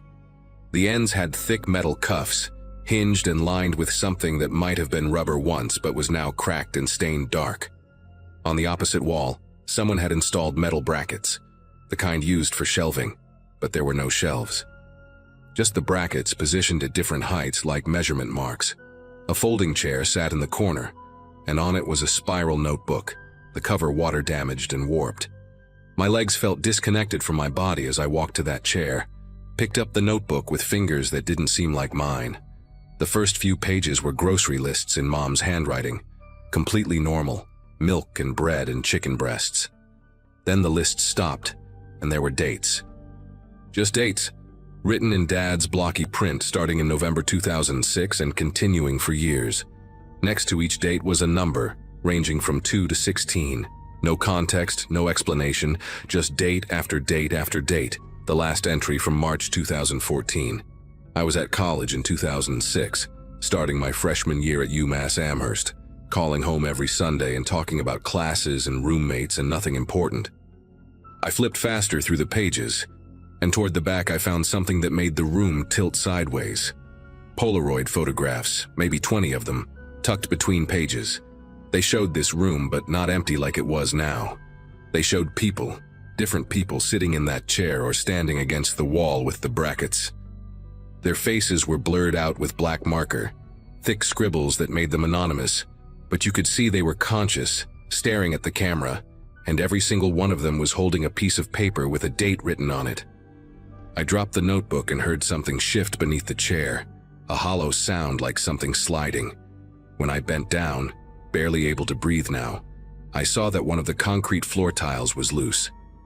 I pried it up with my fingernails, breaking 2 of them, and underneath was a shallow space, maybe 4 inches deep. Inside were ID cards, driver's licenses, all from different states. Massachusetts, Vermont, New Hampshire, Maine. I counted 11 of them. Young people, early 20s mostly, men and women with hopeful faces staring out from the plastic cards. I recognized one immediately because her face had been everywhere in 2007, plastered on telephone poles and news broadcasts. Jennifer Huang, missing from a rest stop outside Albany in November 2006. I'd been 17 when that happened, and Mom had gotten so paranoid she wouldn't let me drive anywhere alone for months. Under the IDs was a folded piece of paper, official looking, with the letterhead of the Massachusetts State Police. It was a report, typed and formal, and my father's name was at the top. Detective Vincent Mercer, badge 2847. The report detailed an investigation into a suspected trafficking operation along Interstate 95. Young people disappearing from rest stops and gas stations between 2004 and 2009. There were names, dates, locations. And there, in the middle of the second page, was a paragraph that made my vision blur around the edges. Detective Mercer has been placed on administrative leave, pending internal investigation into evidence tampering and obstruction. Multiple witnesses have recanted statements after private meetings with Detective Mercer. Physical evidence from 3 separate cases has been reported missing from the evidence locker to which Detective Mercer had access. Investigation ongoing. The date on the report was January 2009. Dad retired in March 2009, took early retirement for health reasons, and we'd never questioned it because he'd seemed fine, just said he wanted to spend more time with family. The report was signed by someone named Captain Howard Brennan, and at the bottom, written in pen, was a handwritten note. Vincent, we know. Leave now or we file charges. Your family doesn't need to know why. I don't know how long I sat on that concrete floor with those IDs spread around me like playing cards. Could have been 5 minutes. Could have been an hour. My brain kept trying to make it make sense, kept trying to find some other explanation, but there wasn't one. My father had done this. Had brought these people here, kept them in this room for days or weeks, and then what? The dates in the notebook stopped in 2014, a full year before his accident. I heard footsteps on the stairs and Mom's voice calling my name, getting closer, more urgent. When she appeared in the doorway, she stopped like she'd hit an invisible wall. Her face went through about 5 different expressions in 2 seconds, landing on something that looked like defeat. You weren't supposed to see this, she said quietly, and her voice had none of the tremor from dinner, just flat acceptance. Emily appeared behind her, and she wasn't surprised at all. They'd both known. They'd always known. We found it 6 months after the funeral, Mom said, coming into the room slowly, like she was approaching a wounded animal. Emily came to help me clean out his things from the garage, and we found the key in his toolbox with that police report folded inside. We came down here together and saw all of it. She gestured weakly at the chains, the brackets, the notebook I'd dropped on the floor. We didn't know what to do. If we went to the police, his pension would be gone, the house would be taken, and those people, those families, they'd been through enough without dragging it all back up. He was already dead. We couldn't bring him to justice or bring those people back. Emily was crying silently, her arms wrapped around herself. We cleaned it as best we could, sealed the door, tried to forget it existed. But Mom keeps slipping up, especially when she's nervous, mentions it without thinking. I gathered up all the IDs, the report, the notebook, every photograph, and put them in a plastic storage bin I found on one of the shelves. Mom and Emily watched me do it without saying a word. When I was done, I looked at them both and said the only thing I could think to say. I'm taking these with me. I'm going to sit with this for a while and figure out what to do. Mom started to protest, her hand reaching out, but Emily stopped her with a look. The drive back to my hotel that night was a blur of streetlights and stop signs that I barely registered. I kept the bin in my hotel room, couldn't leave it in the car, couldn't let it out of my sight. For 2 weeks I didn't sleep much, just kept going through everything, researching each name on those IDs, finding their families online, seeing the missing persons pages that some of them still had up after all these years.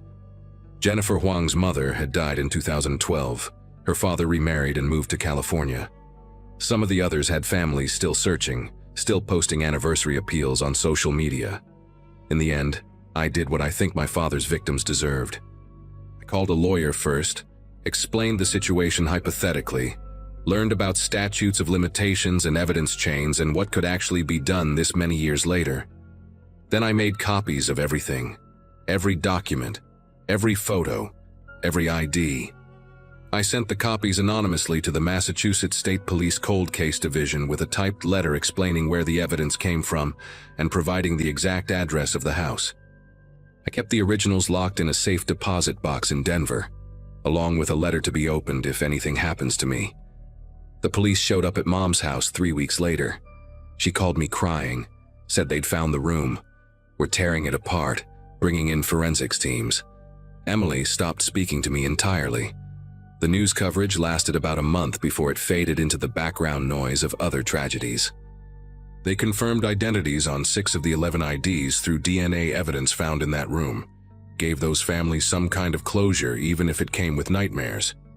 Mom lost the pension, had to sell the house to pay for lawyers, moved into a small apartment in Worcester that I helped pay for even though she barely speaks to me anymore. I haven't been back to Massachusetts since. I don't think I ever will.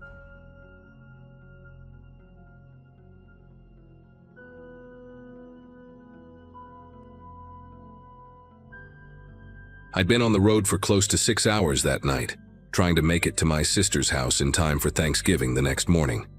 I had a small rental car, the kind that hums a little too loud at high speed, and a thermos of coffee that had gone lukewarm hours ago. The highway was nearly empty, just stretches of blacktop broken by the occasional truck roaring past. Around midnight, I saw the blue glow of a rest stop sign and figured I'd pull in, stretch my legs and maybe splash some water on my face. The cold night air hit me the second I opened the door, sharp and almost metallic, like it carried a hint of something electrical. The place was dead quiet. Just a single pickup near the entrance and a white van parked diagonally across from me with its engine still running. The rest stoplights flickered every few seconds, casting long shadows that seemed to move on their own across the asphalt.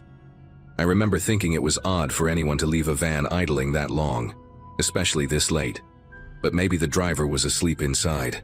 I shrugged it off, locked my car, and started walking toward the restroom building. Halfway there, I noticed the vending machines by the wall were humming unevenly, that low mechanical buzz that almost sounds like breathing if you listen too long. I stretched, rubbed my neck, and checked my phone for signal. Barely one bar. That's when I heard something. It wasn't a full scream or a cry for help, more like the sound someone makes when they're trying not to be heard. It came from behind the tree line just past the rest stop fence. My first thought was that maybe someone's pet had run off, or a couple had pulled over to argue in private. But then she appeared. A woman, barefoot, hair tangled, wearing what looked like pajama pants and a gray hoodie that hung off one shoulder. She stumbled out from between the trees and froze when she saw me. Her voice was barely audible, hoarse and shaking. "Please, don't look at me. Don't draw attention." I just stood there, confused, my mind catching up to her words. Her eyes darted toward the white van, and for a split second I thought I saw movement inside, like a shadow shifting behind the tinted glass. She kept glancing toward the van, whispering for me to stay quiet. I wanted to ask if she was hurt, if someone was following her, but the way she looked, wide-eyed and trembling, made me realize she didn't want to be seen. The sound of the van's engine droned across the lot, steady and low. There was no one in the driver's seat. I took a step back toward my car, trying to process what I was looking at, when she suddenly crouched down behind one of the trash bins near the curb. "They'll see us," she said, barely moving her lips. That word, "they," froze in my head like a splinter. I turned my head just enough to glance back at the van again. The passenger side door cracked open with a metallic creak, slow and deliberate. A sliver of dim interior light spilled onto the pavement, and I caught a glimpse of someone inside. Maybe 2 silhouettes. They weren't talking. They weren't even moving much, just sitting there, facing my direction. My pulse kicked hard in my throat. I started walking, careful not to run, trying to act like nothing was wrong.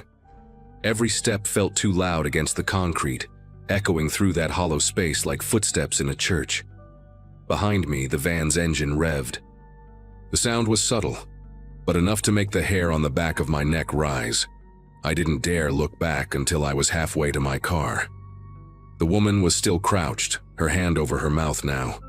I unlocked my door, got in, and for a second just sat there, hand hovering over the ignition. That's when the van's sliding door slammed open, loud, metallic, like a gunshot in the still night. I didn't look. I didn't want to see what or who was getting out. I just floored it. My tires screeched against the pavement as I sped out of that rest stop. My hands were gripping the wheels so tight my knuckles ached, and the only thing I could hear was the engine screaming and my own heartbeat. When I looked in the rearview mirror, the van's headlights blinked on, but they didn't follow me right away. They stayed there, idling in the same spot as I disappeared down the ramp back onto the highway. For a long stretch, I kept expecting them to appear behind me, those same two white beams in the distance. But the road stayed empty. For the next hour or so, I didn't slow down. My GPS told me there was a state police barracks about 20 miles ahead, but I didn't make it that far before calling 911. The dispatcher kept me on the line, asking for the mile marker, the make of the van, and whether I could describe the woman. I told her everything: the bare feet, the way she looked terrified, the running engine, the people sitting still inside. She was quiet for a few seconds before saying they'd already received 2 similar calls that night from drivers along the same stretch of highway. One ended with a missing person report. By the time I pulled into a gas station near the next exit, I could barely hold the phone steady against my ear. The place was bright and noisy, a total contrast to the darkness I'd just left behind. A trooper arrived within minutes and asked me to show him exactly where the rest stop was. When I mentioned the woman, his expression changed. Not surprised, more like frustrated. He said they'd been searching that area for days. Apparently, several travelers had gone missing over the past month, all last seen between mile markers 214 and 238. They took my statement, and I waited around while more officers headed out to check the scene. About an hour later, one of them returned. He didn't say much, just that the van was gone when they arrived, and the woman hadn't been found. They did, however, find fresh tire tracks leading into a dirt trail behind the tree line, the kind that wouldn't show up on any map. The officer told me to keep my doors locked if I planned to continue driving that night, then handed me a card with a case number. I made it to my sister's place the next morning, way later than I'd planned, and I didn't tell her any of it. I didn't sleep that night, and I still haven't taken that route again. A few weeks later, I read an article about a human trafficking ring operating across multiple states, using vans and fake breakdowns to lure people at remote rest stops. It mentioned arrests had been made near that same highway. They didn't say anything about a barefoot woman. Sometimes when I stop at rest areas now, I still glance at the tree line, half expecting her to step out again, whispering for help.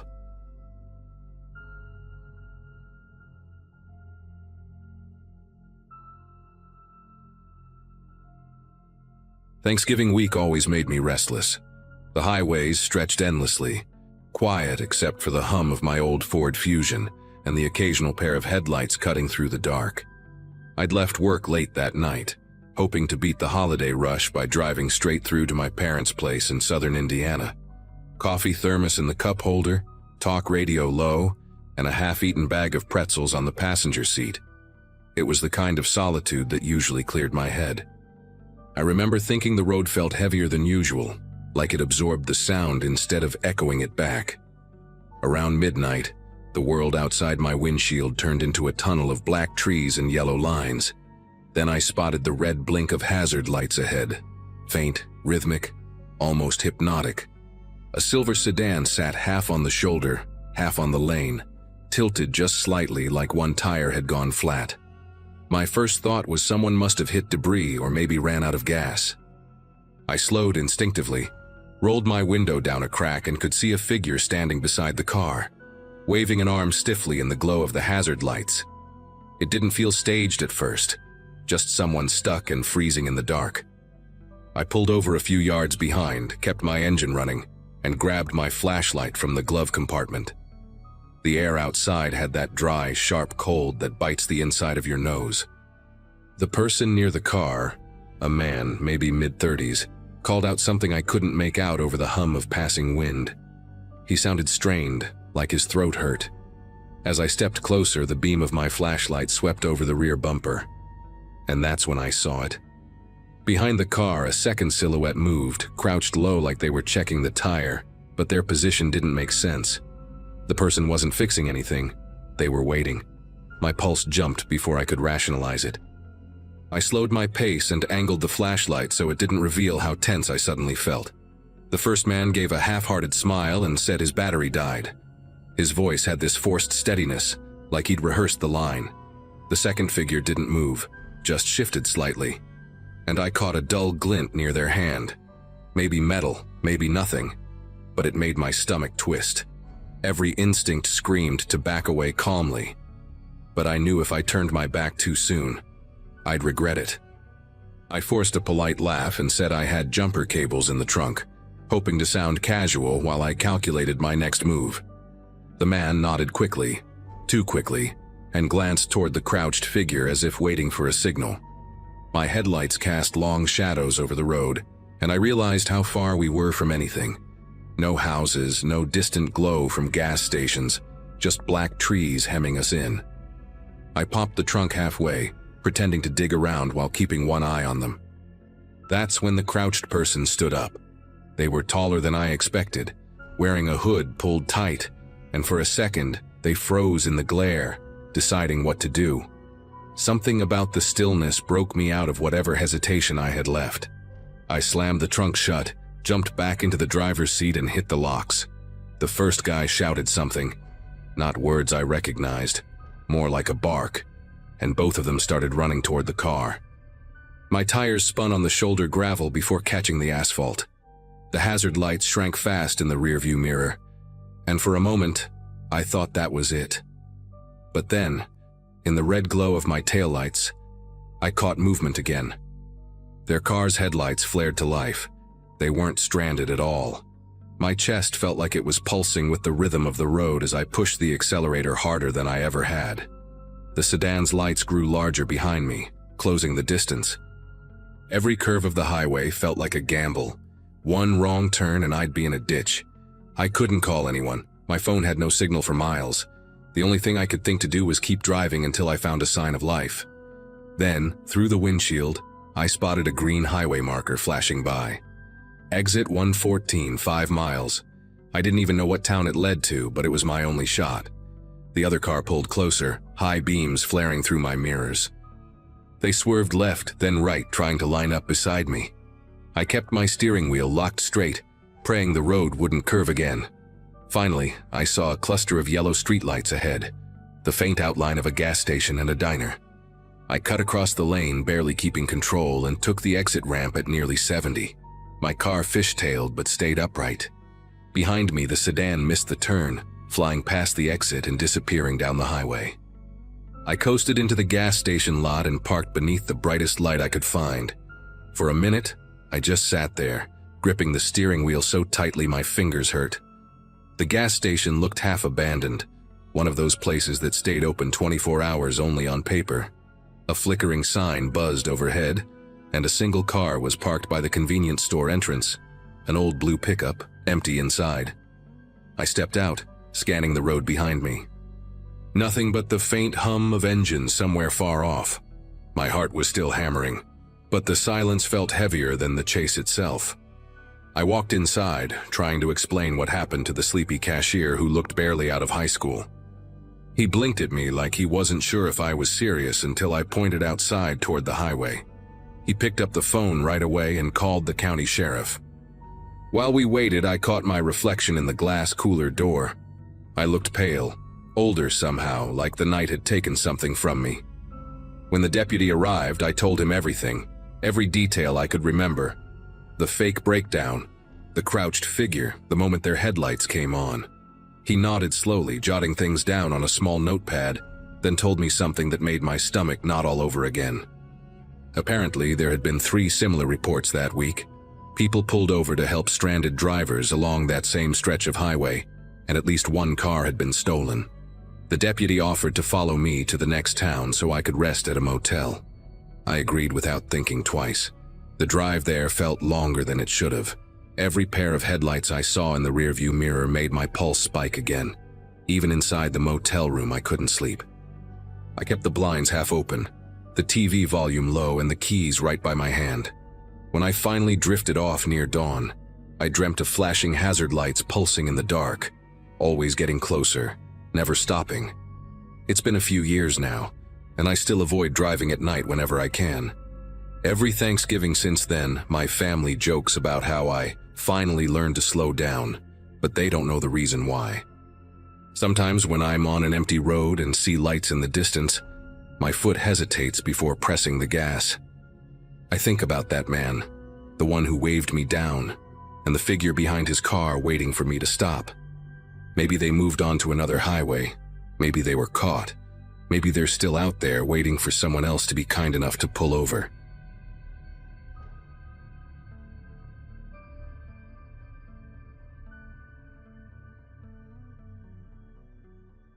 I work as a mechanic in a small town about an hour outside Louisville, and that Thanksgiving was supposed to be one of the few calm days I'd get all year. My sister Lily had come down with her husband and their 2 boys, and my mom insisted we have dinner at my house since I'd just remodeled the kitchen. It was one of those cold, gray afternoons where the sky never really brightens, just sits heavy and pale above the rooftops. I remember thinking how nice it felt to finally have everyone together in one place. The sound of football in the background, the smell of stuffing, and Lily fussing about how I'd cut the bread too thick. Around 5, I started carving the turkey. It had been in the oven since noon, golden and perfect. The kitchen light flickered once, just a quick blink, but it was enough to make my mom joke about ghosts in the new wiring. I laughed it off and kept slicing. Then it flickered again, harder this time, the bulbs dimming until the room felt tinted blue for a second before returning to normal. My nephew Mason giggled and said the house looked like a horror movie.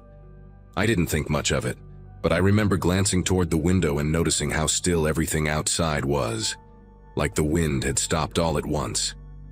A minute later, the smell changed. At first it was subtle, just a hint of something acrid cutting through the usual warmth of roasted meat and butter. Then the smoke alarm chirped once and went silent again, even though the air was visibly hazing up.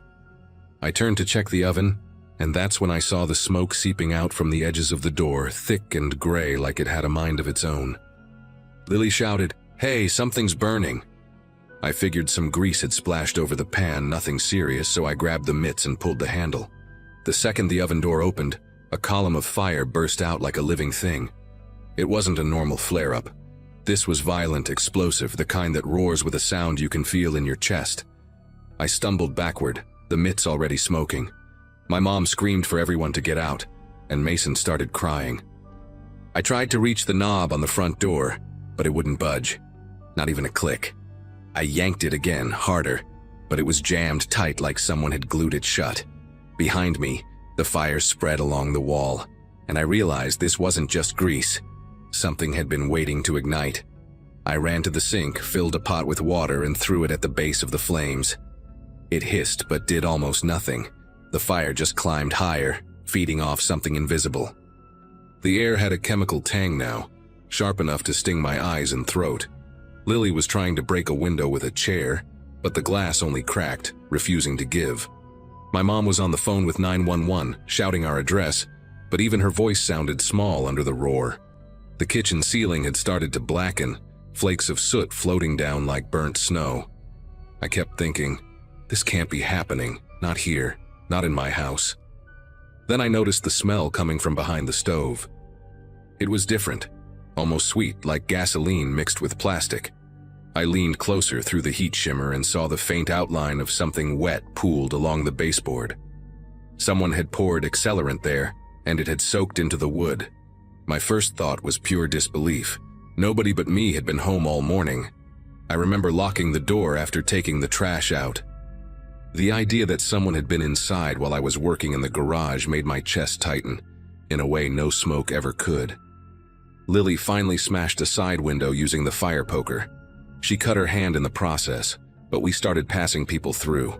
First the kids, then my mom. The air outside was freezing and looked gray from the smoke pouring out. I was the last one still in the kitchen, trying to grab the fire extinguisher from under the counter. When I pulled the pin and sprayed, the foam sputtered halfway, then died completely. The gauge was in the red. It was like everything that could fail that night had decided to do it at once. I dropped it, realizing I had about 30 seconds before the cabinets went up too. I ducked through the broken window and hit the cold ground hard. Behind me, the curtains caught, and the living room turned orange. My neighbors started running across the street with blankets and buckets, but the flames were already eating through the roof. I remember standing there, barefoot in the frost, watching years of my life turn into a single column of smoke. The fire truck sirens echoed somewhere far away, but it felt like the whole world had slowed down, stretching each sound into something distorted and unreal. By the time the firefighters arrived, half the house was gone. They kept shouting at me to move back, but I couldn't make my legs work. I just stood there staring at the spot behind the stove, where I knew that slick puddle had been. One of the officers later told me the accelerant had soaked deep enough to act like a hidden fuse. Whoever did it must have poured it hours before and waited for the right moment. The oven heat must have triggered it. I couldn't wrap my head around it. Who would do something like that, and why me? The next morning I walked through what was left after the fire crews cleared the site. The air smelled like wet ash and melted metal. In the kitchen, the walls were gone, and you could see straight through the studs to what used to be the dining room. But the strangest part wasn't the damage. It was the thing they found behind the stove. An empty metal canister, scorched black, wedged tight between the pipes. The fire chief said it looked like it had been placed deliberately. It wasn't something that could have just rolled there on its own. The police asked if anyone had keys to my house, and I gave them the short list. Lily, my mom, and my ex-girlfriend. Hello, everyone. Before we start, make sure to like and subscribe to the channel, and leave a comment with where you're from and what time you're watching. That way, YouTube will keep showing you stories just like this one. Now, let's begin. My sister had been begging me to visit for months, and I kept making excuses until guilt finally won. October of 2024, a Friday evening, I loaded up my Subaru Outback with an overnight bag and a cooler full of her favorite craft beers and started the 4-hour drive from Nashville to Knoxville.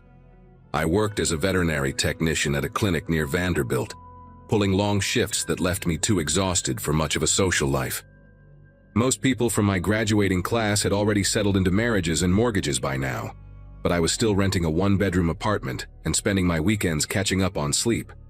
That particular Friday, I left later than planned because a German Shepherd came in with a bowel obstruction and I refused to leave until he was stable. By the time I merged onto I-40 heading east, the sun had already bled out behind the hills, and the sky had turned that bruised purple color that always made me drive a little faster. I cranked up the heat and told myself I would be at Candace's place before midnight. The first hour passed without incident. I had a true crime podcast playing through my speakers, some case about a missing woman in Ohio, and I remember thinking how strange it was to find comfort in other people's tragedies.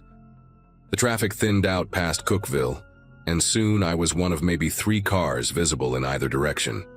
Tennessee has this way of swallowing you once you leave the cities behind. The hills roll up on both sides like shoulders hunching against the cold, and the trees press so close to the road that your headlights catch nothing but bark and shadow. I stopped at a gas station around 8:30 to fill up and grab a coffee. The attendant was a tired-looking woman with a crucifix tattoo on her wrist, and she told me to drive safe because there had been fog warnings past mile marker 80. I thanked her, topped off my tank, and pulled back onto the highway without a second thought. My mirrors showed nothing but darkness behind me, and I had no reason to think that would change. 15 minutes after leaving the gas station, I noticed headlights appearing in my rearview mirror. That alone meant nothing. Plenty of people travel I-40 at night, truckers mostly, sometimes families trying to make good time while the kids sleep. But these headlights were different. They came up fast, way too fast, and then settled about 10 feet behind my bumper. High beams. the kind that fill your entire car with white light and turn your mirrors into weapons against your own eyes. I tilted the rear view to cut the glare and squinted at my side mirrors, trying to make out the shape of the vehicle. It looked like a pickup truck, older model sitting high on its chassis. I tapped my brakes a couple times, the universal signal for back off, but the truck did not slow down. If anything, it crept closer. I could feel the heat of those headlights on the back of my neck like a physical pressure, and I told myself this was just some impatient local who wanted me to speed up or move over. I was doing 70 in a 65 zone, which should have been more than enough for anyone. The right lane was empty, completely open, and yet this truck refused to pass. It just sat there inches from my rear bumper, those high beams drilling into my skull. I sped up to 75, then 80, watching my speedometer climb while the truck matched me perfectly. My heart started beating a little harder. I checked my phone and saw 1 bar of signal, barely enough to load a text message. The next exit was 14 miles away according to the last sign I remembered passing. I moved into the right lane, slowing down deliberately, giving the truck every opportunity to blow past me and disappear into the night. Instead, it moved into the right lane behind me. Same distance, same blinding light. That was when the first real spike of fear hit my chest, because I understood that whoever was driving that truck was not trying to pass me. They were following me. I grabbed my phone and tried to dial 911, but the call would not connect. The screen just showed that spinning wheel, searching for a signal that did not exist out here in the gaps between cell towers. I threw the phone onto the passenger seat and gripped the steering wheel with both hands, knuckles tight, mind racing through options. The highway stretched ahead in a long straight line with no exits, no gas stations, nothing but guardrails and trees and the occasional mile marker reflecting my headlights back at me. Then the truck accelerated. I watched it swing into the left lane, engine roaring loud enough that I could hear it over my own car. And for one hopeful second, I thought the driver had finally gotten bored and decided to pass. But the truck did not pass. It pulled up alongside me, matching my speed exactly. And then it started drifting toward my lane. Not fast, slow and deliberate, like a predator testing how its prey would react. I jerked the wheel right and heard my tires bite into the rumble strip along the shoulder, that violent vibration shaking through the frame of my car. The truck pulled back into the left lane and I steadied myself, breathing hard, trying to keep my car centered. My side mirror caught a glimpse of the driver for just a moment when we passed beneath an overhead light. Male, broad shoulders, baseball cap pulled low. I could not see his face, just the shape of him hunched forward over his steering wheel. The truck dropped back behind me again, resuming its position inches from my bumper, and I realized he was playing with me, testing my reactions, seeing how I would respond to pressure. I had dealt with aggressive drivers before, road rage incidents where someone cuts you off and screams obscenities through their window. But this was different. There was no anger here, no honking, no middle fingers. Just that truck sitting in my mirrors like a patient animal waiting for its moment. I pressed the gas and pushed my Subaru up to 85, watching the speedometer needle climb into territory I had never driven before on a dark highway. The truck matched me. 90, the truck matched me. I was running out of speed and running out of ideas. A sign appeared in my headlights announcing an exit in 2 miles, some town I had never heard of called Granton. I made a split-second decision and stayed in the right lane, watching the exit approach, waiting until the last possible moment before yanking my wheel toward the off-ramp. My tires screamed against the asphalt as I took the curve too fast, and I felt my car tilt dangerously, the passenger side lifting just slightly before slamming back down. In my rearview mirror, I saw the truck blow past the exit, its brake lights flaring red in the darkness as it tried to slow down. A surge of relief flooded through me. I had lost him. I had actually lost him. The off-ramp deposited me onto a 2-lane state highway surrounded by farmland and scattered houses with their porch lights glowing in the distance. I pulled into the parking lot of a closed feed store and killed my headlights, sitting there in the dark with my engine running, trying to catch my breath. My entire body was trembling. I picked up my phone and saw 2 bars now, enough to make a call, and I was about to dial 911 when headlights appeared at the top of the off-ramp. The truck had circled back. I do not know how. Maybe there was a turnaround somewhere on the interstate, or maybe he drove the wrong way down the shoulder. It did not matter. What mattered was that those headlights were coming down the ramp, moving slow, scanning the road like searchlights. I threw my car into drive and pulled out of the parking lot without turning on my headlights, using the faint glow of the moon to navigate. The state highway curved through fields and past old barns, and I drove as fast as I dared in near total darkness, checking my mirrors every few seconds. The truck's headlights appeared behind me about 30 seconds later. He had seen me. He knew which way I had gone, and then he did something that nearly made me veer off the road entirely. He turned off his headlights too. Now we were both driving blind, two dark shapes hurtling through the Tennessee night, and I understood with horrible clarity what he was trying to do. He wanted me to lose track of him. He wanted to come up beside me without warning, to run me off the road when I could not see him coming.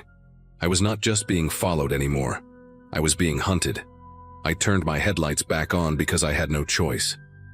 The road ahead curved sharply and I could not navigate it blind. Not at this speed. Not with my heart pounding so hard I could feel it in my teeth. The moment my lights came on, I saw the truck in my side mirror. It had crept up into my blind spot, maybe 15 feet behind me and to the left, completely invisible until that second. If I had tried to change lanes, he would have clipped me. If I had slowed down, he would have been on top of me. I screamed, actually screamed out loud in my car, and punched the accelerator. The Subaru lurched forward and I took the curve way too fast, feeling my back end swing loose on the gravel shoulder before the tires caught again. The truck fell back slightly, but only slightly. I could see his outline now in my rear view, that dark shape against the darker sky, pacing me like a wolf running alongside a wounded deer. A mailbox flashed past on my right, then another, and I realized I was passing through some kind of rural neighborhood. Houses sat back from the road behind long driveways, their windows dark, their occupants asleep and oblivious to the nightmare unfolding on the road in front of their homes. I thought about pulling into one of those driveways, laying on my horn, begging someone to help me, but I knew that would mean stopping, and stopping meant giving him exactly what he wanted. If I got out of my car, I was dead. I knew that with a certainty that felt like ice in my veins, so I kept driving, scanning the road ahead for any sign of civilization, any gas station or police station or anywhere with people and lights and witnesses. My phone buzzed on the passenger seat and I grabbed it without looking, hitting the speaker button. It was Candace, calling to ask where I was. I started talking before she could finish her sentence, words tumbling out in a rush, telling her someone was following me. Someone was trying to run me off the road. I did not know where I was. I needed help. I needed the police. She went quiet for a second and then her voice came back sharp and focused. She told me to stay on the line. She was calling 911 from her landline right now. Just keep driving. Just keep talking to her. Tell her every road sign I passed. I had never loved my sister more than I did in that moment. I read off every sign I could see. County Road 114. A mile marker with a number I could barely make out. A faded billboard advertising a church revival from 3 years ago. Candace repeated everything back to me, relaying it to the 911 dispatcher on her other phone. The truck stayed behind me, close but not closing the gap, like he was waiting for something. Then I saw lights ahead. Not headlights, but fixed lights, the kind that meant a building, a business, something other than empty farmland. As I got closer, I could make out the shape of a large structure with a parking lot, and my heart nearly burst with relief when I recognized what it was. A way station for commercial trucks, the kind with a small office building and those bright fluorescent lights that stay on all night. There was a semi parked in the lot, its cab dark, but its presence meaning someone was probably sleeping inside. I pulled into that parking lot going 60 miles an hour and slammed on my brakes so hard the seatbelt cut into my chest. I threw open my door and ran toward the office building screaming for help, not caring how crazy I looked, just needing to get inside, needing walls between me and whoever was in that truck. The truck had followed me into the parking lot. I heard its engine behind me, heard the crunch of gravel under its tires, and then I heard something else. Sirens. Distant but getting closer. That beautiful wailing sound cutting through the night air. The truck stopped. I turned around, standing in the pool of light outside the way station office, and I watched the driver. I still could not see his face, just that silhouette behind the windshield, that shape that had been hunting me for the last 20 minutes. He sat there for maybe 5 seconds, engine idling, and I knew he was looking at me. I could feel his eyes even if I could not see them. Then he threw the truck into reverse, backed out of the parking lot, and disappeared down the road in the opposite direction. The semi-driver had woken up and was climbing out of his cab, asking me what was wrong, and I just collapsed against the wall of the office building and started crying. The police arrived about 4 minutes later. They found me still sitting there, shaking, trying to explain what had happened while Candace stayed on the phone with me the entire time. They never caught him. I gave the officers everything I could remember. Dark pickup truck, older model, maybe a Ford or a Chevy from the late 90s. Male driver, large build, baseball cap. No license plate because I never got a clear look at it in the dark. They put out a bulletin, searched the surrounding roads, checked traffic cameras at the interstate exits. But the truck had vanished like it had never existed. A detective called me 2 weeks later and told me they had found 3 other reports from women who described similar incidents on that same stretch of I-40 over the past year. Same tactics, high beams, tailgating, trying to force them off the road. None of them got a plate either. None of them could identify the driver. He was still out there, the detective said, and all they could do was increase patrols and hope someone eventually got lucky enough to catch him in the act. That word stuck with me. Lucky. Like surviving was just a matter of chance. I still drive to Knoxville to see Candace, but I never take that route anymore. I add an extra hour to my trip by going through Chattanooga instead, and I always leave in the morning when the sun is high and the roads are full of other cars. Sometimes at night, when I am driving home from work and headlights appear in my rearview mirror, I feel my chest tighten and my grip on the wheel go white. It only lasts a second before I remind myself that I am safe, that I am in the city, that not every set of headlights belongs to him, but some part of me knows that I will never fully stop checking my mirrors. Some part of me is still on that dark road in Tennessee, still running, still waiting for the moment when those high beams reappear and the hunt begins again. I think about the other women sometimes, the ones who reported similar encounters, and I wonder how many more there are who never said anything at all. I wonder if any of them were not as fortunate as me. And I wonder, every single time I get behind the wheel after dark, if tonight is the night he finds someone else.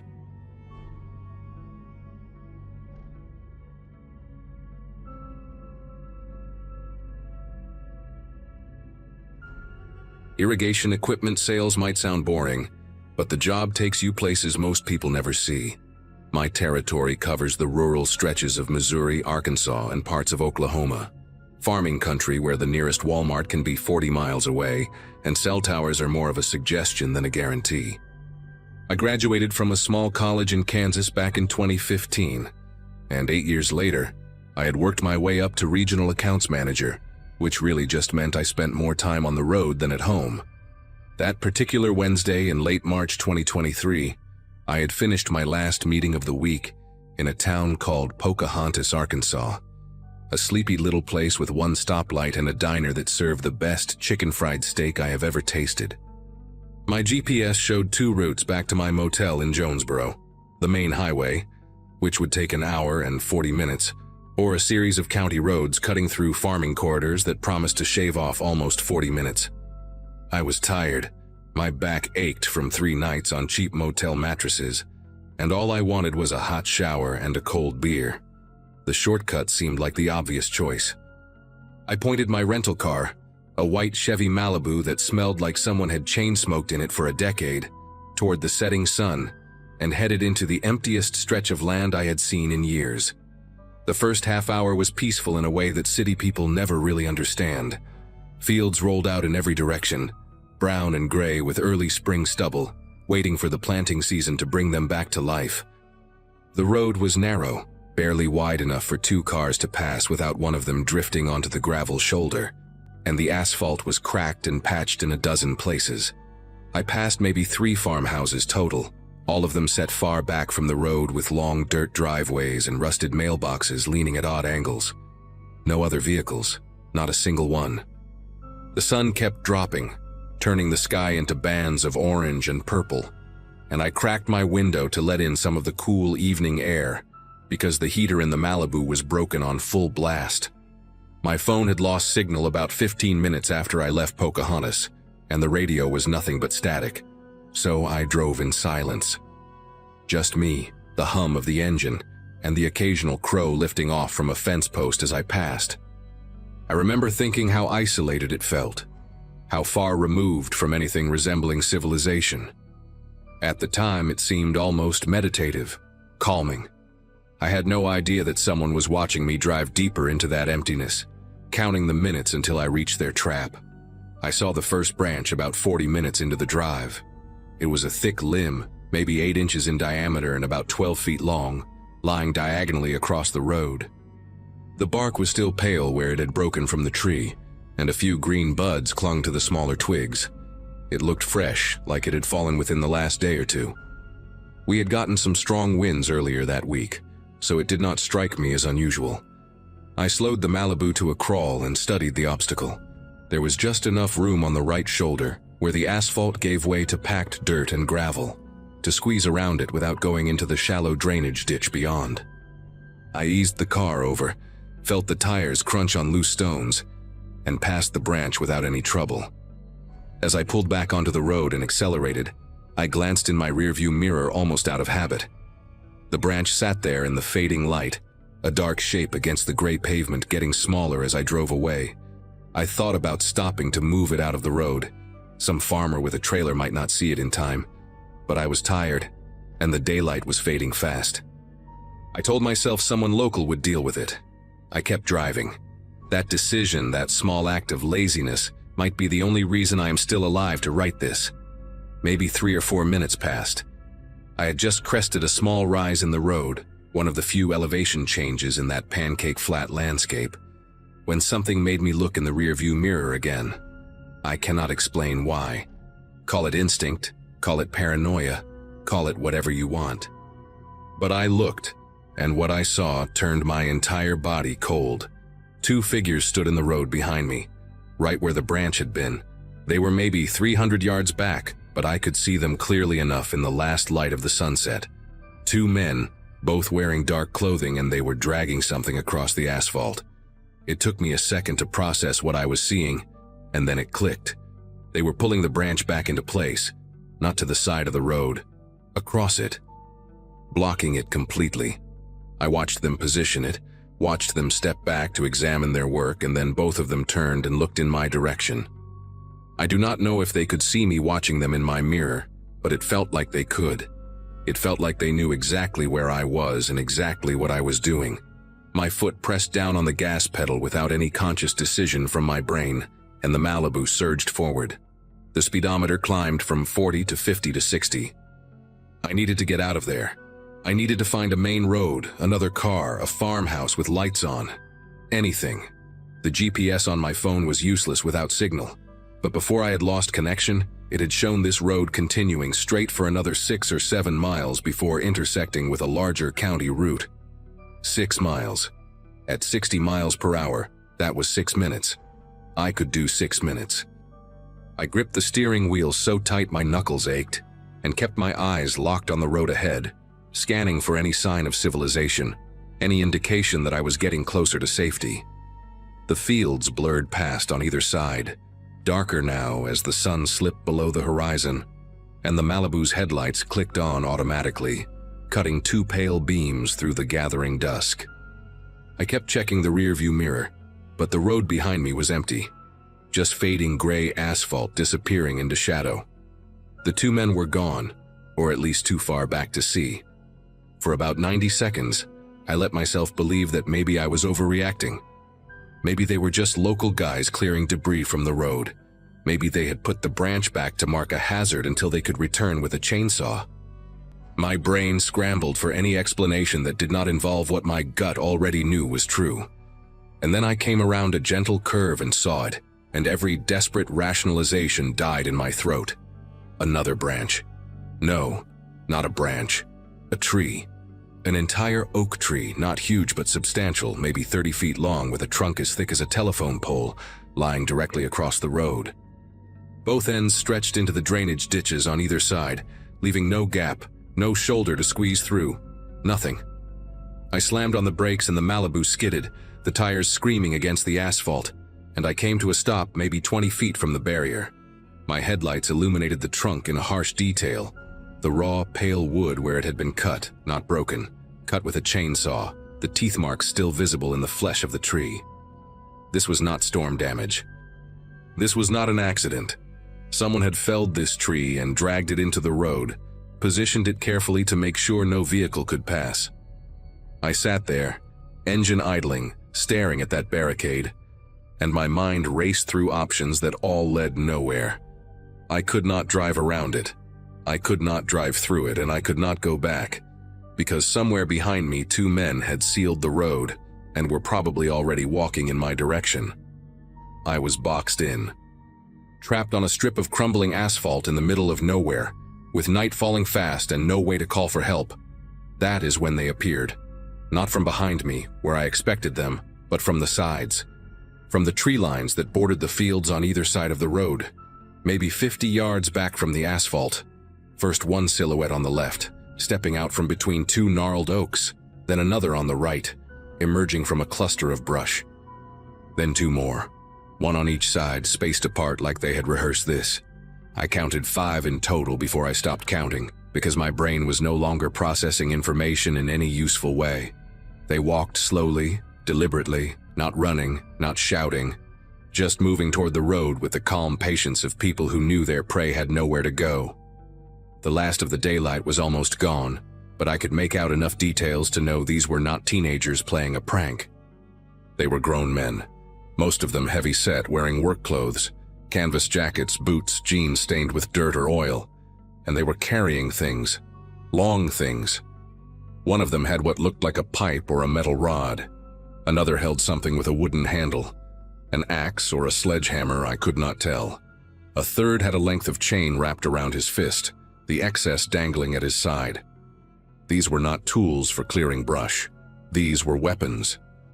And they were walking toward me like they had all the time in the world.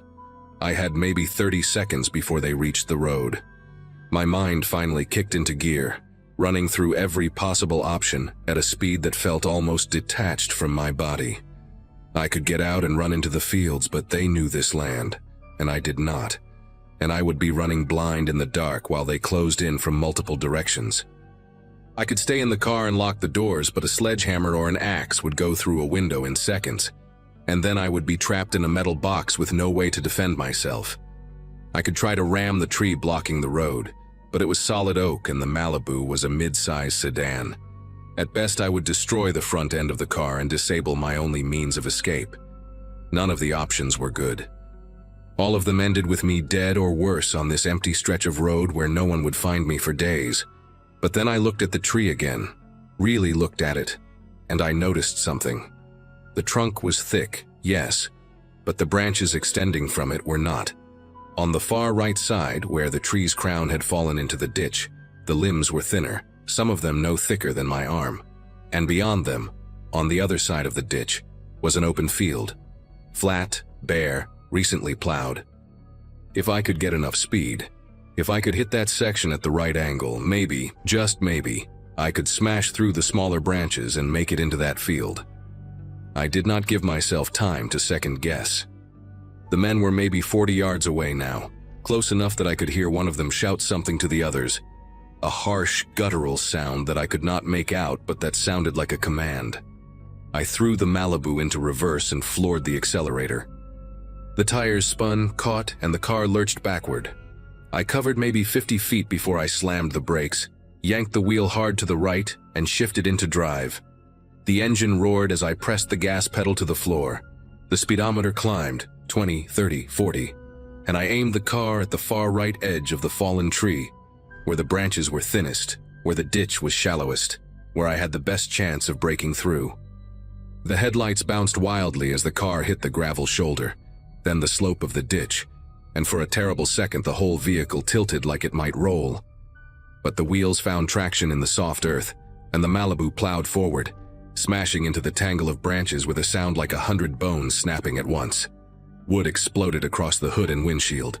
Something cracked against the side mirror and tore it clean off. I felt the car buck and shudder as it climbed over debris, felt the undercarriage scrape against something solid, and then, impossibly, miraculously, I was through. The field opened up in front of me, dark and endless under the first stars of the evening. The ground was soft from recent plowing, and the Malibu's tires sank a few inches into the loose soil, but the car kept moving. I did not slow down. I did not look back. I just drove, bouncing across the furrows at 30 miles an hour, the steering wheel jerking in my grip as I fought to keep the car pointed in a straight line. Behind me, I could hear shouting, angry, frustrated voices carrying across the empty field, but they were getting fainter with every second. No headlights followed me, no engines roared to life. They had not expected me to do this. They had planned for someone who would stop, who would panic, who would make the mistake of getting out of the car or trying to reason with them. They had not planned for someone desperate enough to destroy a rental car to escape. I drove for what felt like an eternity but was probably only 5 or 6 minutes, crossing field after field, crashing through a low barbed wire fence at one point, until finally, I saw lights in the distance. A farmhouse. A real one, with a porch light on and trucks in the driveway. I aimed the battered Malibu toward it and did not stop until I was parked right in front of the steps, laying on the horn with everything I had. An older man came out first, maybe 60 years old, wearing suspenders over a flannel shirt and holding a shotgun like he knew how to use it. His wife appeared behind him a moment later, already on a cordless phone. I must have looked insane. A stranger in a destroyed car, covered in sweat, babbling about men with weapons and trees across the road. But something in my face or my voice must have convinced them, because the man kept his gun ready while his wife called the county sheriff. I sat on their porch steps, shaking so hard I could barely hold the glass of water they gave me, and waited for the sirens. It took almost 40 minutes for the deputies to arrive, and another hour for them to check out the road I had described. When they came back, their faces told me everything I needed to know before they said a word. The tree was gone. The branch was gone. There was no sign that anything had blocked that road at all. Just some tire tracks in the dirt shoulder and a few broken twigs scattered across the asphalt. No men, no weapons, no evidence that any of it had happened. One of the deputies, a younger guy with a buzz cut and skeptical eyes, asked me 3 times if I had been drinking. I had not. I had not taken any drugs. I was not hallucinating, but I could see in their faces that they did not believe me. They took my statement, gave me a ride back to my motel in Jonesboro, and told me to call if I remembered anything else.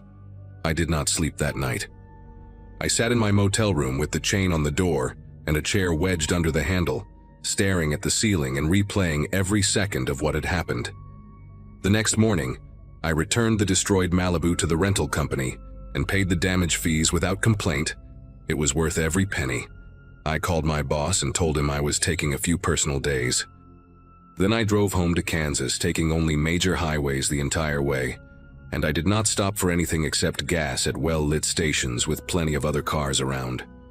In the weeks that followed, I did some research. I found a few scattered reports online, Reddit threads, local news archives, true crime forums, about similar incidents in rural areas across the South and Midwest. Fake accidents, staged breakdowns, trees or debris blocking isolated roads. Most of the stories ended with the victim escaping, like me, but a few ended with people simply disappearing, cars found abandoned, missing persons reports that went nowhere. The common thread in all of them was isolation. These people, whoever they were, targeted travelers on back roads, people who would not be missed right away, people whose disappearance could be written off as an accident or a runaway. I never found out who the men on that road were. I never found out what they wanted from me, and part of me hopes I never do.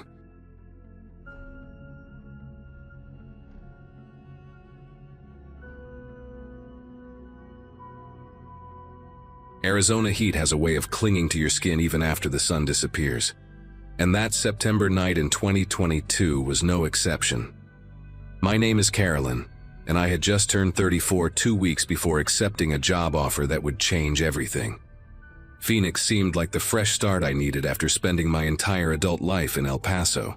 Same apartment, same dead-end office job, same faces at the grocery store who still remembered me as the quiet girl from high school. A friend from college had connected me with a position at a marketing firm downtown, and for the first time in years, I felt something close to hope. So I packed everything I owned into my old Subaru Outback and decided to drive through the night, because sleeping in motels alone made me more anxious than exhaustion ever could. The plan was simple. 8 hours on the road, arrive by sunrise, begin a new chapter. I had made this drive once before during daylight, and it felt manageable enough.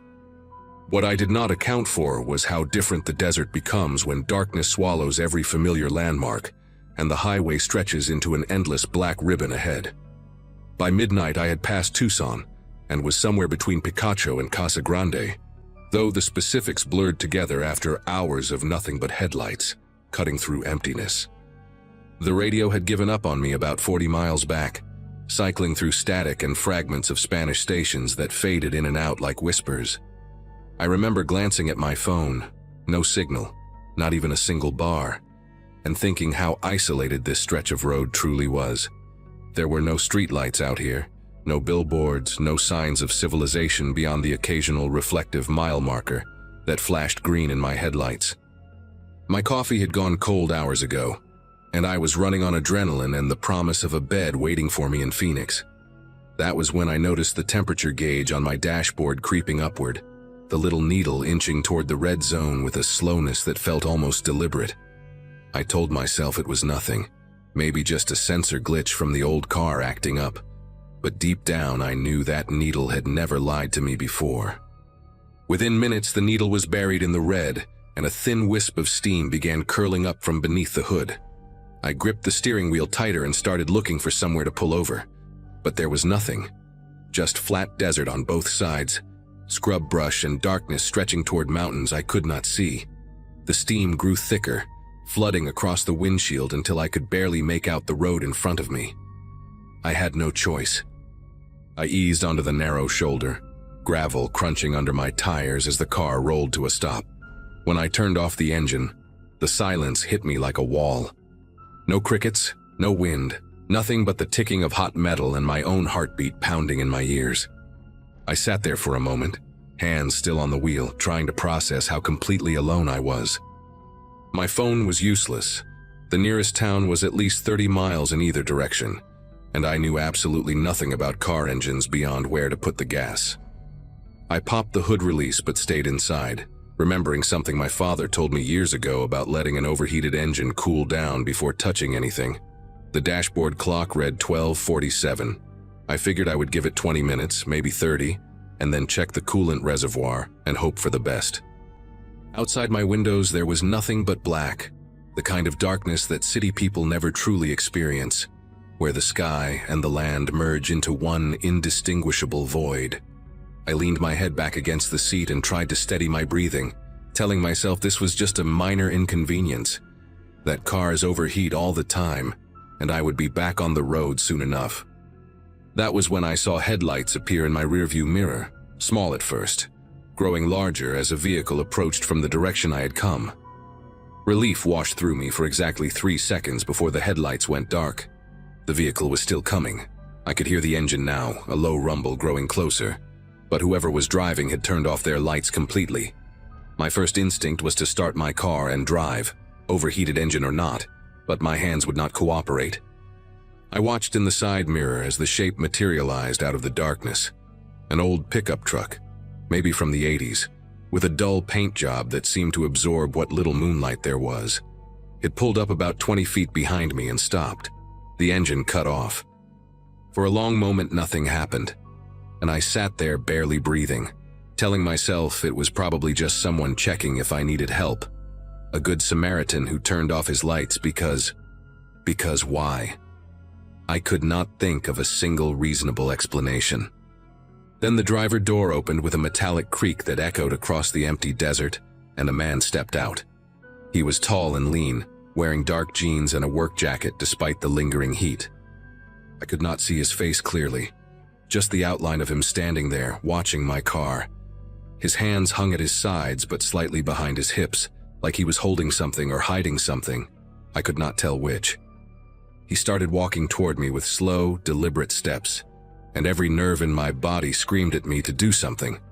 I hit the lock button, even though I was almost certain the doors were already locked, and the click seemed impossibly loud in the silence. The man stopped about 5 feet from my window. He tilted his head to one side, and when he spoke, his voice was calm, almost friendly, like we were neighbors chatting over a fence.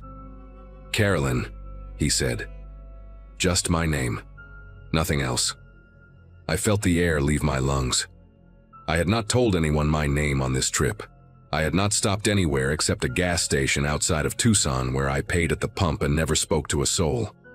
My luggage was in the trunk, out of sight, with no visible tags. There was no possible way this stranger on a pitch-black road in the middle of nowhere could know my name, and yet he had said it like he had known me my whole life. I did not respond. I could not. My throat had closed up, and my mind was racing through every true crime podcast I had ever listened to, every news story about women who vanished on empty highways and were found weeks later in shallow graves. The man took another step closer and leaned down slightly, bringing his face near the window. In the faint glow of my dashboard lights, I could finally see him. Weathered skin, maybe mid-50s, with deep-set eyes that caught the light in a way that made them look almost colorless. He had a scar running from his left eyebrow down to his cheekbone, old and faded, and his lips were cracked from the dry desert air. "Engine trouble," he said, not as a question, but as a statement. "I can get it going again for you. Just pop the hood and step out for a minute." His voice remained pleasant, conversational, as if he were offering to help a friend change a flat tire. But his eyes never blinked, not once, and they stayed fixed on my face with an intensity that made my skin prickle. I shook my head, and finally found my voice, though it came out barely above a whisper. "I already called for help," I lied. "Someone is on their way." The man smiled at that, a slow spreading of his lips that revealed teeth too white for his worn face. "No signal out here," he said, tapping his own chest pocket where presumably a phone sat. "Checked myself about 10 miles back. Nothing until you hit Casa Grande." He knew. He knew I was lying, and he knew I was trapped, and the way he said it, matter of fact, almost gentle, was worse than if he had screamed at me.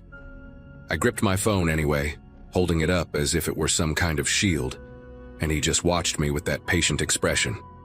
Then he began circling my car, moving around the front toward the passenger side with those same unhurried steps.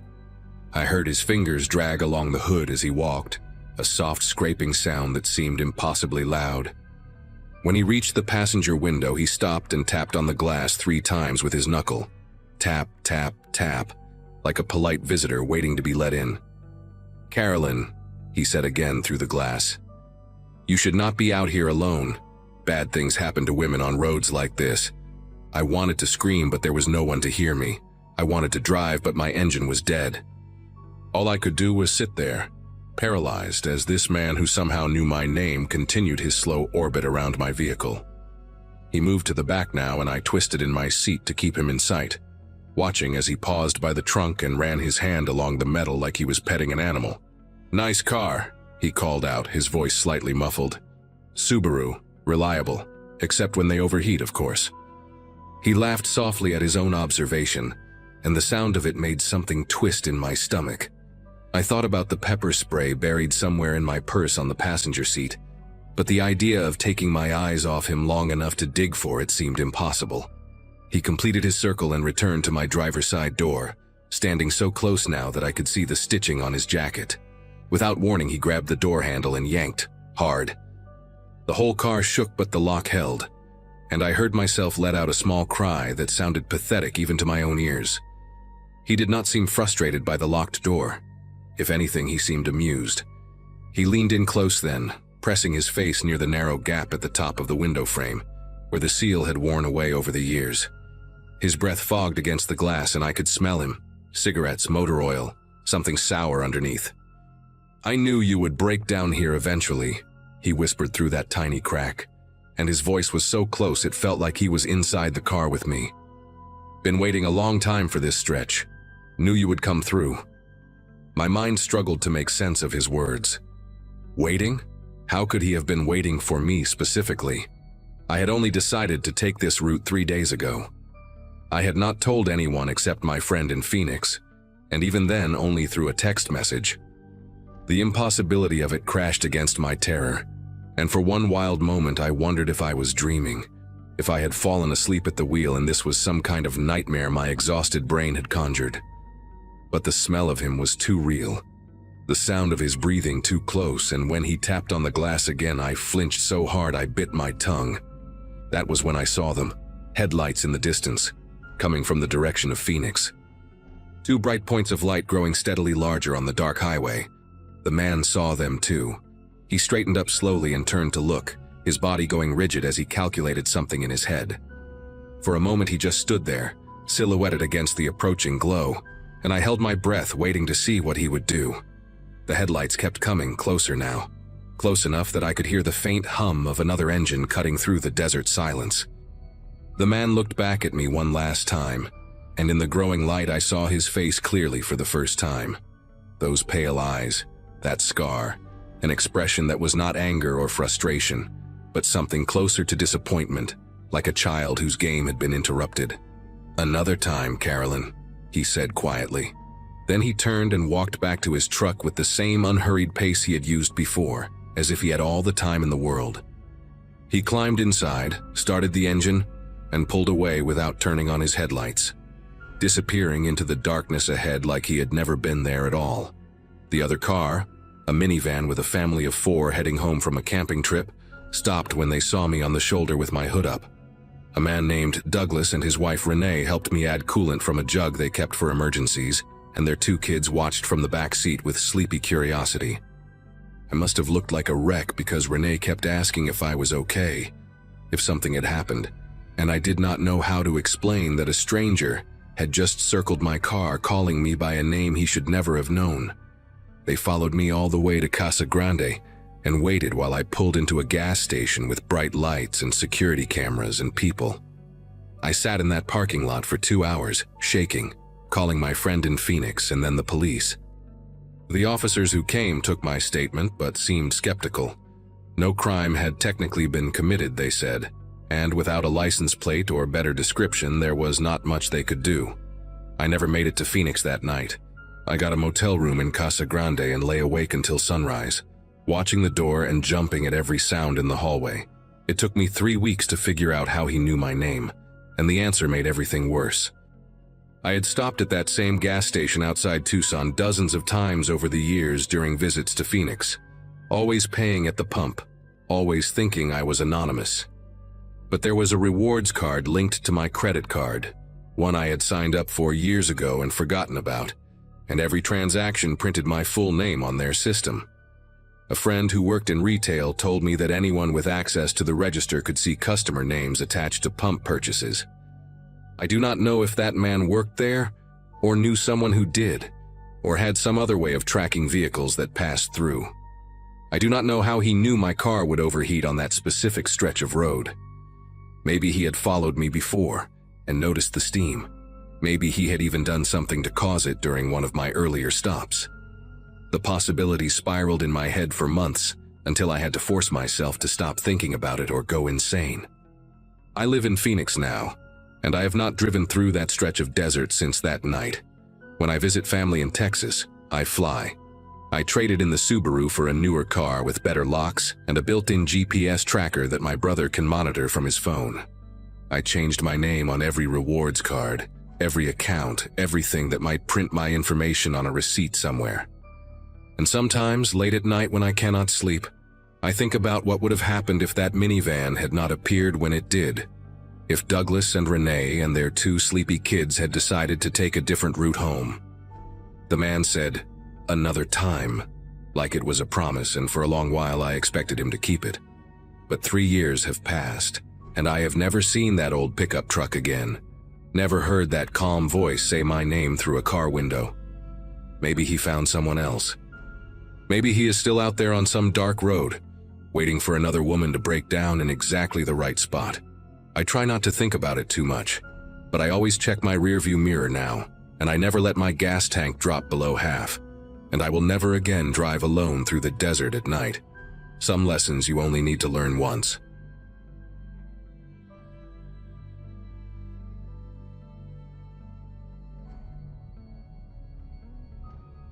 Everyone in my family graduated high school in 2008, cousins and all, which puts us right around 34 now. I mention that because when you hit your mid-30s, you start thinking you have life figured out. You have seen enough, experienced enough, and nothing really surprises you anymore. That confidence disappears real fast when you find yourself on a dark highway in rural New Mexico with a stranger pretending to be a cop standing at your window. I had been driving home from a work conference in Albuquerque, heading back to my apartment in Denver. The smart thing would have been to stay overnight and leave in the morning, but my cat needed her medication, and I had nobody to check on her. So there I was, somewhere past 2 in the morning, surrounded by nothing but flat, empty desert and the occasional cactus shadow in my headlights. The highway stretched ahead like a black ribbon into nowhere, and I had not seen another car for at least 40 minutes. I was listening to some old country station, the kind that plays classics from the 70s and 80s, trying to keep myself awake with bad singing and strong gas station coffee. The speed limit was 75, and I had been doing maybe 78, nothing crazy. That is when I noticed headlights appear in my rearview mirror, coming up fast. I figured it was just someone in a hurry, maybe a trucker running late on a delivery, so I moved slightly to the right to give them room to pass. But they did not pass. The car slowed down and settled right behind me, close enough that I could tell it was some kind of sedan, gray or silver, hard to tell in the dark. Then a single blue light started flashing on their dashboard. Not a light bar on top like normal police cruisers have, just one of those magnetic dash lights you see in unmarked vehicles sometimes. My first instinct was to pull over immediately because that is what you do when you see blue lights. But something in my gut made me hesitate. Made me grip the steering wheel tighter and glance at my phone sitting in the cup holder. I remember my dad telling me once that if you ever get pulled over in an isolated area and something seems wrong, you have the right to drive slowly to a well-lit public place before stopping. He was a long-haul trucker for 23 years and had seen all kinds of things on the road. So I slowed down to about 50, turned on my hazard lights to signal that I acknowledged the car behind me, and kept driving. I was hoping to see a gas station, a rest stop, anything with lights and maybe another human being. But the road ahead was nothing but darkness and the faint silhouette of distant mountains against a slightly lighter sky. The sedan stayed right on my tail, that blue light pulsing steadily. After about 2 miles of this, I heard a short burst from what sounded like a police siren, just a quick yelp, and I knew I could not keep going without making things worse. There was a wide shoulder coming up on the right, gravel and dirt, and I pulled over there with my heart beating so hard I could feel it in my throat. The sedan pulled up behind me, maybe 15 feet back, and killed the blue light but left the headlights on, pointed directly at my mirrors. I could not see anything behind me except blinding white glare. I rolled my window down about 3 inches, just enough to talk through, and waited. It took him a long time to get out of his car, longer than any traffic stop I had ever experienced. When he finally approached, he came up fast, almost jogging, and stopped right at my window with a heavy flashlight already shining in my face. He was a big guy, over 6 feet, wearing dark pants and a black jacket with no visible patches or markings. His belt had a holster on it, and I could see the grip of a handgun, but nothing else that looked like standard police equipment. No radio, no taser, no body camera. He did not say good evening or ask for my license. The first words out of his mouth were, "You know you were driving real suspicious back there, slowing down like that." I tried to keep my voice steady and told him I was just being cautious because I was not sure if he was a real officer. That was apparently the wrong thing to say. His face changed, got tight around the jaw, and he leaned closer to my window. "You think I'm not real? You think someone would be out here at 2 in the morning pretending to be law enforcement?" He let out this short laugh that had no humor in it at all. I asked him which department he was with, and he ignored the question completely. Instead, he started shining his flashlight around the inside of my car, moving the beam across my back seat, my passenger seat, the floor mats. He lingered on my work bag, a plain black laptop case, and asked what was in it. I told him it was just my computer and some work documents. He made this sound, almost like a grunt, and said he was going to need me to step out of the vehicle for a compliance check. I asked him what a compliance check was, and he just repeated himself, slower this time, like I was stupid. Step out of the vehicle for a vehicle compliance check. Everything in my body was screaming at me to stay in the car. I had never heard of a vehicle compliance check in my life, and I grew up around cops because my uncle spent 30 years with the Denver Police Department. I told the man I would be happy to cooperate, but I wanted to see his badge first. He reached into his jacket and pulled out a wallet, flipped it open for maybe 2 seconds, then snapped it shut. In that brief flash, I saw something that looked like a badge, silver and shaped like a shield. But where the department name should have been, there was nothing but scratched metal, like someone had taken a knife or a key and scraped the letters off deliberately. That image burned into my brain. A badge with no name, no department, no jurisdiction. He tucked the wallet back into his jacket and put his hand on his hip, right next to the holster. Satisfied? Now step out. His voice had dropped lower, and there was something in his eyes that made me think of a dog right before it bites. That flat, focused stare. I told him I was not getting out of my car until he told me what department he was with and what law I had broken. He slammed his palm against my window frame so hard that I flinched back into my seat. People who drive alone at night usually have something to hide, he said, and his voice had this strange calm to it now, like he had made some kind of decision. Open your trunk. I said no. I said it clearly and firmly, even though my voice cracked on the word. He walked away from my window then, not back to his car, but around to the rear of mine. I watched him in my side mirror, his silhouette moving through the red glow of my taillights. He tried the trunk handle, found it locked, and I saw him crouch down to look at something near my bumper. My license plate, I realized. He was memorizing my license plate. When he stood back up, he walked slowly along the passenger side of my car, dragging his flashlight across the windows, letting the beam linger inside like he was cataloging everything he saw. He stopped at my passenger door and tried the handle. Locked. I had never been more grateful for the habit of locking all my doors the second I get in the car. He stood there for a moment, just staring at me through the glass, and in the harsh white light of his flashlight I could see his face clearly for the first time. He was maybe in his late 40s, weathered skin, a scar that ran through his left eyebrow and disappeared into his hairline. His eyes were pale, gray or light blue, and they had this emptiness to them that scared me more than anything else. Not anger, not frustration, just nothing. Like I was not a person to him, just an obstacle or maybe an opportunity. He tapped on the window with the flashlight 3 slow, deliberate knocks and said, "You're making this harder than it needs to be. Open the door." I reached for my phone in the cup holder, ready to call 911. And that is when I saw headlights appear on the horizon behind us, coming from the same direction I'd been traveling. The man saw them too. I watched his head turn, watched his whole body stiffen as he tracked those approaching lights. For a few seconds he did not move at all, just stood there calculating something in his head. Then, without a single word, he turned and walked back toward his sedan. Not running, not rushing, just a calm, steady walk like he was finishing up a routine traffic stop. He got into his car, and I expected him to pull out and drive away, but he just sat there with his headlights still pointed at my mirrors. The other car was getting closer now, maybe a quarter mile out, and I could tell from the height of the headlights that it was some kind of truck or SUV. I did not know if I should stay or go.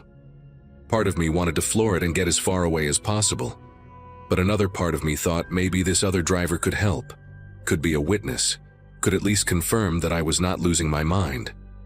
I sat there gripping the steering wheel, watching the approaching headlights grow brighter. The truck passed us without slowing down. It was a white pickup, older model, and I caught a glimpse of a man in a baseball cap behind the wheel. Did not even glance at us, just kept driving into the night like 2 cars on the shoulder was the most normal thing in the world. But that brief moment, those few seconds when another human being was close enough to see us, was apparently enough. The sedan behind me finally moved. It pulled out onto the highway, no turn signal, no lights at all. He drove away in complete darkness. No headlights, no taillights, nothing. I watched the shape of his car disappear into the black until I could not see it anymore. Only then did I realize I had been holding my breath. I sat there on that gravel shoulder for at least 10 minutes, just trying to get my hands to stop trembling enough to drive. When I finally pulled back onto the highway, I did 90 the rest of the way to the Colorado border and did not stop until I saw the lights of a 24-hour gas station outside Trinidad. I filed a report with the New Mexico State Police the next morning. The officer who took my call was polite but not surprised, and that scared me almost as much as the encounter itself. He told me there had been multiple reports over the past 18 months of someone conducting fake traffic stops on rural highways in the northeastern part of the state. Same description every time: gray or silver sedan, single blue dash light, a large man in plain dark clothes who refused to identify his department. Nobody had ever gotten a clear look at the license plate because he always positioned his headlights to blind the driver.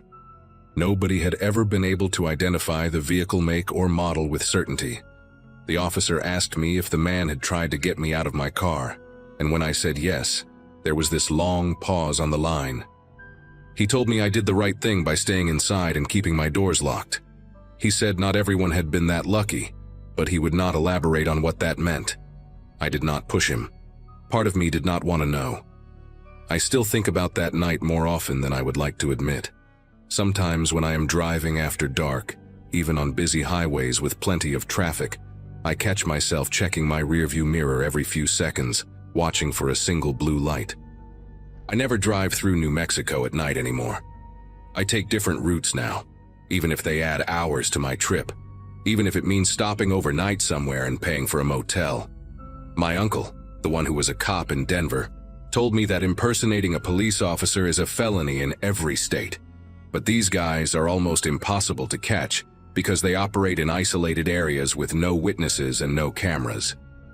He said some of them are thieves looking for easy targets and some of them are something worse. He did not say what worse meant, and I did not ask. All I know is that somewhere out there, on some dark stretch of highway in the desert, that man is still pulling people over, and not everyone is going to be lucky enough to have another car show up at just the right moment. I got away.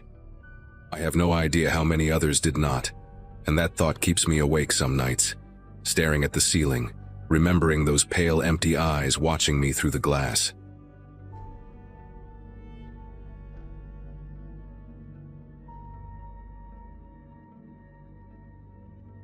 Anyone who has driven through rural Oregon knows how fast civilization disappears once you leave the main highways.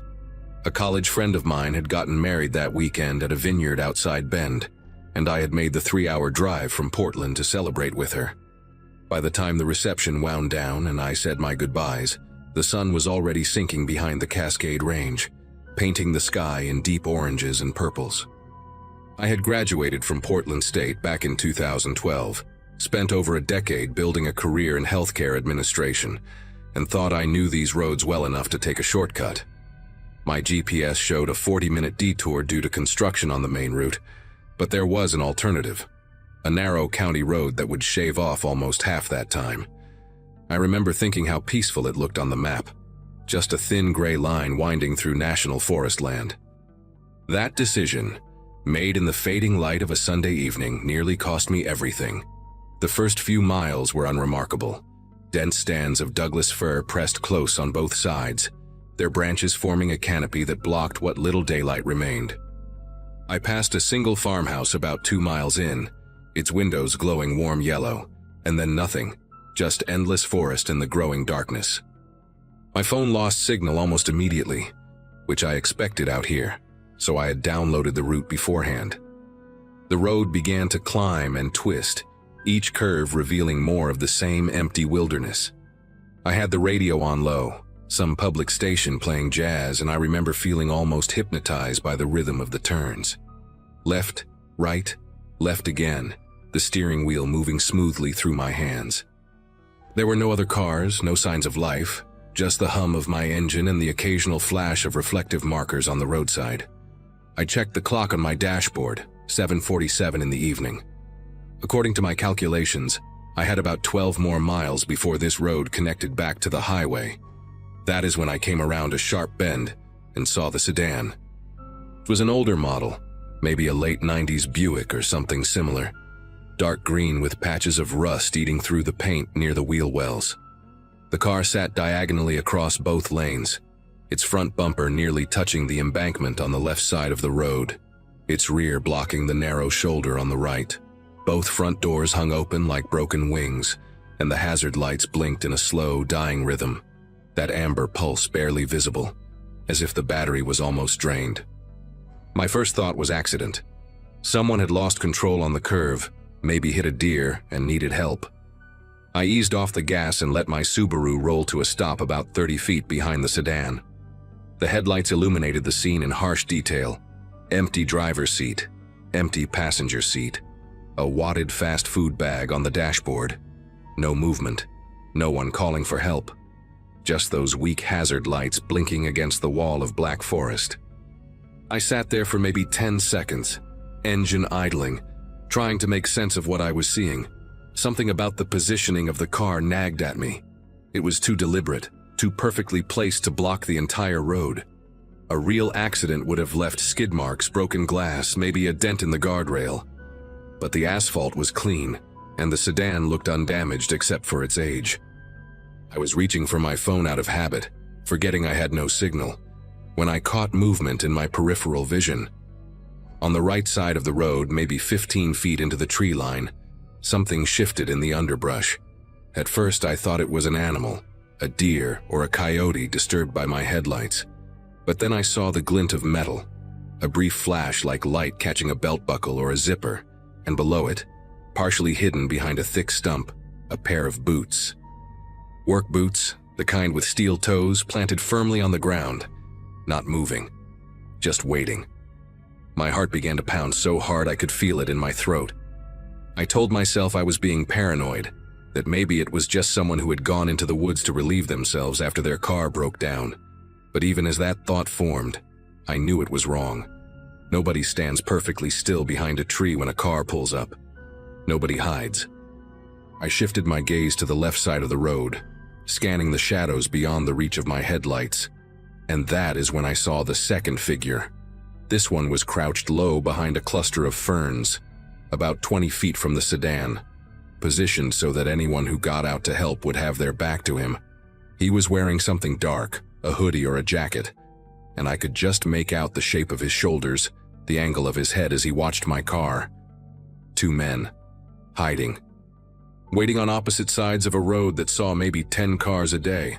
The sedan was not broken down. The sedan was a trap. Every instinct I had screamed at me to move. I did not think about it consciously. My foot simply lifted off the brake and slammed onto the gas pedal in reverse. The Subaru lurched backward with a jolt that threw me against the steering wheel, and I heard the tires squeal against the pavement as I cranked the wheel hard to keep the car on the road. In my rear-view mirror, I saw only darkness and the faint glow of my taillights reflecting off the trees. I had no idea what was behind me, whether the road curved or dropped off or narrowed further. I was driving blind, backward, at a speed that made no sense for these conditions. And then I heard shouting, male voices, two of them, loud and angry. I glanced forward through the windshield just in time to see both figures break from the tree line and sprint toward my car. The one on the right was faster, already closing the distance with long, powerful strides. The one on the left reached into his jacket as he ran and pulled something out, something dark and angular that caught the glow of my headlights for just a fraction of a second. I did not wait to see what it was. I kept my foot on the gas and my eyes locked on the rearview mirror, trying to keep the white line on the edge of the road visible as I flew backward through the darkness. The engine roared in protest at the high RPMs, and the whole car shuddered as I hit a pothole I never saw coming. My head snapped back against the headrest, and for a terrifying moment, I felt the rear wheels slip off the pavement onto the gravel shoulder. I corrected hard, yanking the wheel to the left, and the Subaru fishtailed before finding the road again. Behind me, or ahead of me now, from their perspective, I could still hear the men shouting, their voices growing fainter but not faint enough. I risked another glance forward and saw one of them had stopped running. He stood in the middle of the road, illuminated by my headlights, and he was holding something up to his face. A phone. He was taking a picture of my license plate. The other one had not stopped. He was still coming, and he was close, maybe 40 feet away and closing fast. The road curved sharply to the right about 100 yards back. I remembered it from the drive-in, remembered the yellow warning sign with the arrow. If I hit that curve at this speed, going backward, I would go straight off the road and into the ravine. I had maybe seconds to make a decision. I could keep reversing and pray I remembered the curve correctly, or I could try to turn around. There was no room for a three-point turn, but I had seen truckers do something once on mountain roads, a sort of controlled spin where you use the momentum to whip the car around. I had never tried it. I had no idea if my Subaru could even do it, but the alternative was driving blind into a curve I could not see, with a man sprinting toward my window and another one recording my plate so they could find me later. I made my choice. I jerked the wheel hard to the left and stomped on the brake with one foot while keeping the other on the gas. The car screamed. The tires howled against the asphalt, and for one horrible, endless second, I felt the entire vehicle pivot on its axis like a carnival ride, the world spinning outside my windows in a blur of black trees and white headlight beams. The car came to a stop facing forward. I do not know how. I do not know if it was luck or physics or some deeply buried instinct that made me ease off the brake at exactly the right moment. But suddenly, I was pointed in the right direction, my headlights cutting down the road I had just reversed through, and my foot found the gas pedal before my brain even registered what had happened. The Subaru shot forward with a surge of acceleration that pushed me back into my seat. In my rearview mirror, I caught a glimpse of the man who had been chasing me. He had stopped in the middle of the road, his silhouette frozen in the red glow of my taillights, watching me escape. The other one, the one with the phone, had disappeared back toward the sedan. I did not slow down. I did not look back again. I just drove, my headlights bouncing off the trees as I pushed the car faster than I should have on that narrow, winding road. My breath came in short, ragged gasps, and I realized I was making a sound somewhere between a sob and a scream, this high-pitched noise that did not even sound human. The speedometer climbed past 50, then 60, on a road that probably should not have been driven faster than 35. I have no memory of the next several miles. My body drove while my mind tried to catch up with what had just happened. I remember gripping the steering wheel so tightly that my knuckles ached for days afterward. I remember the taste of metal in my mouth, that copper flavor you get when adrenaline floods your system. I remember flinching at every shadow, every branch that moved in my headlights, convinced that another car would appear around every bend to cut me off. But nothing came. The road stayed empty, and eventually the trees began to thin, and I saw a glow on the horizon that meant civilization.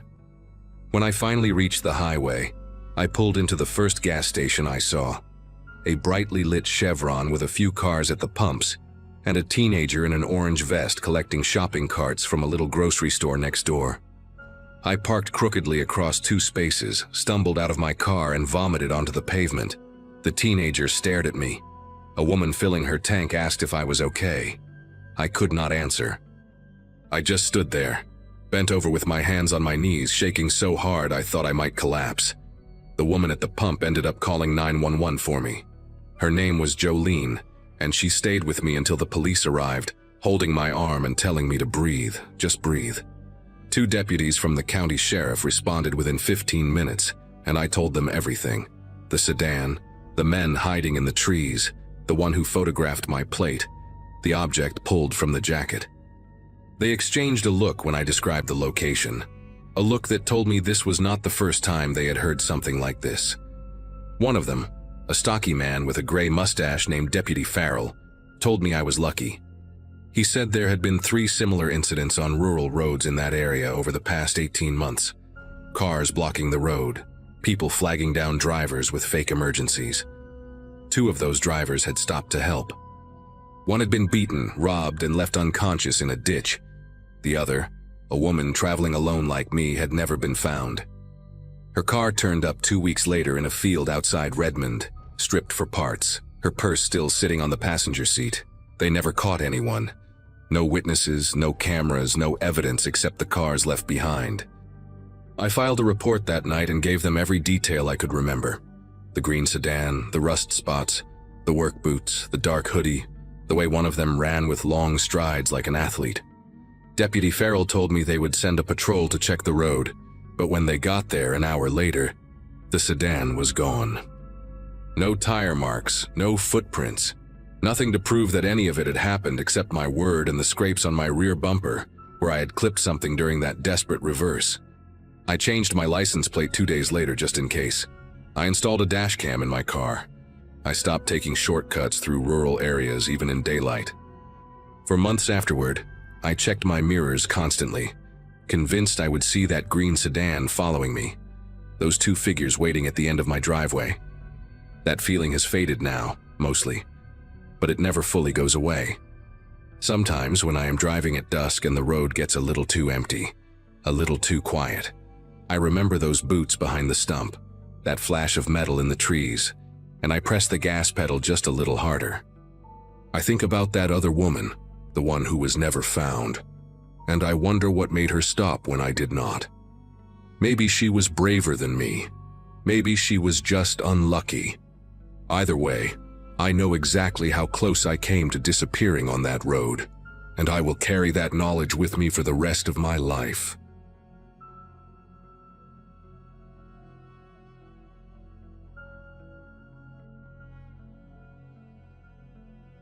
"14 hours into what should have been a 12-hour drive, my GPS decided to reroute me through some back roads in rural Georgia. It was a Wednesday in late September 2024, and I had been driving from my apartment in Charlotte to visit my older brother in Savannah for his 40th birthday. At 26, fresh out of a dead-end relationship and grinding through my second year as a paralegal at a small law firm, I figured the solo road trip would clear my head.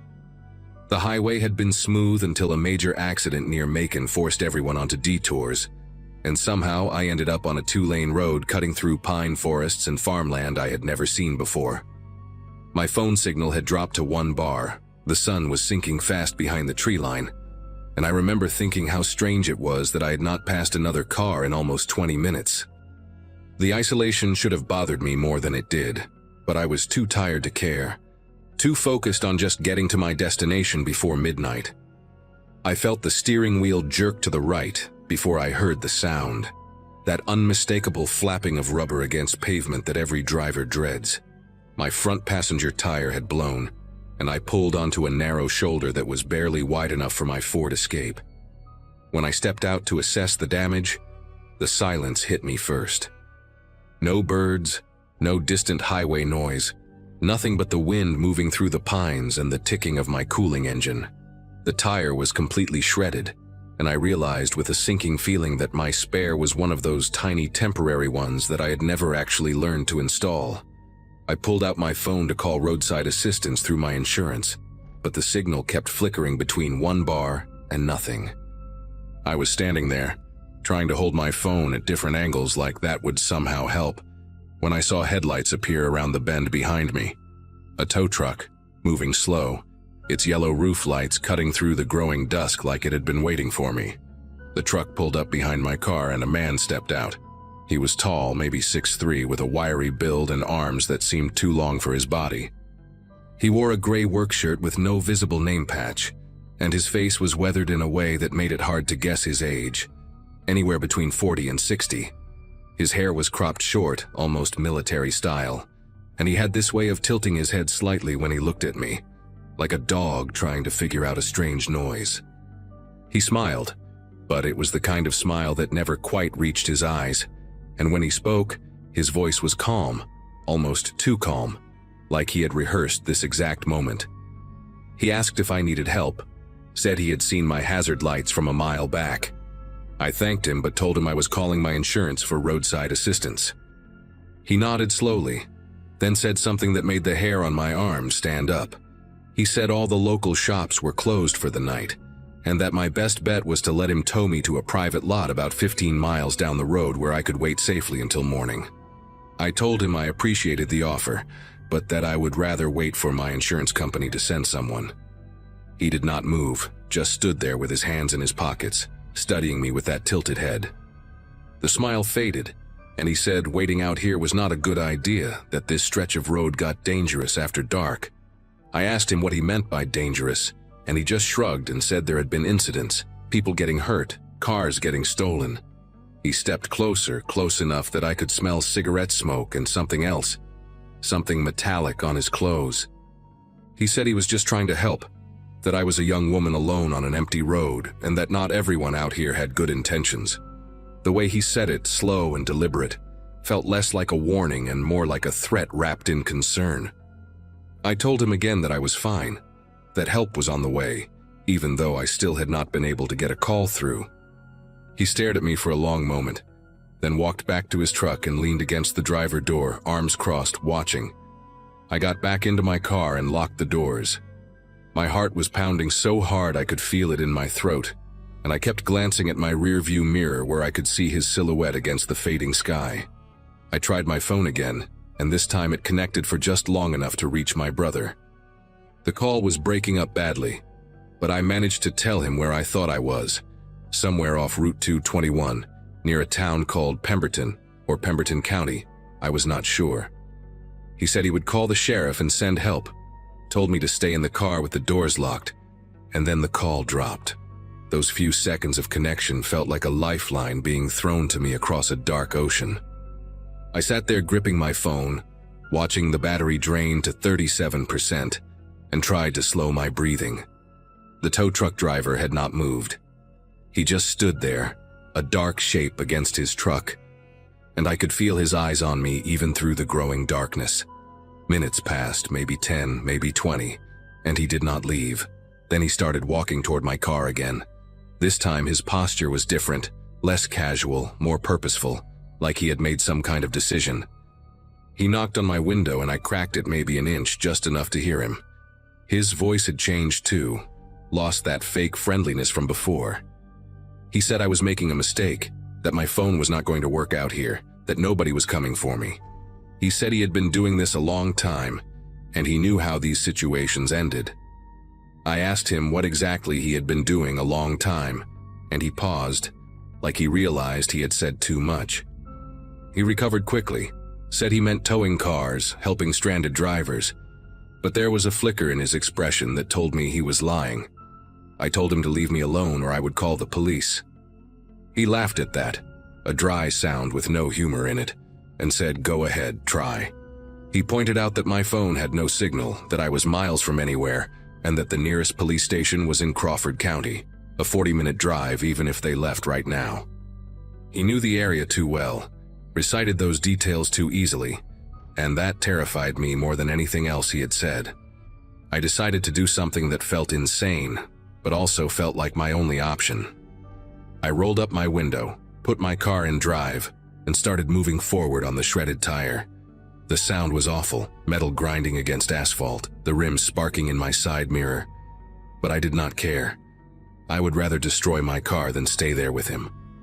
He stood in the road for a second and I thought he might try to block me. But then he jogged back to his truck. In my rearview mirror I saw him climb in and follow me, keeping a steady distance of maybe 50 feet. He did not try to pass me or run me off the road, just followed, his headlights filling my car with harsh white light.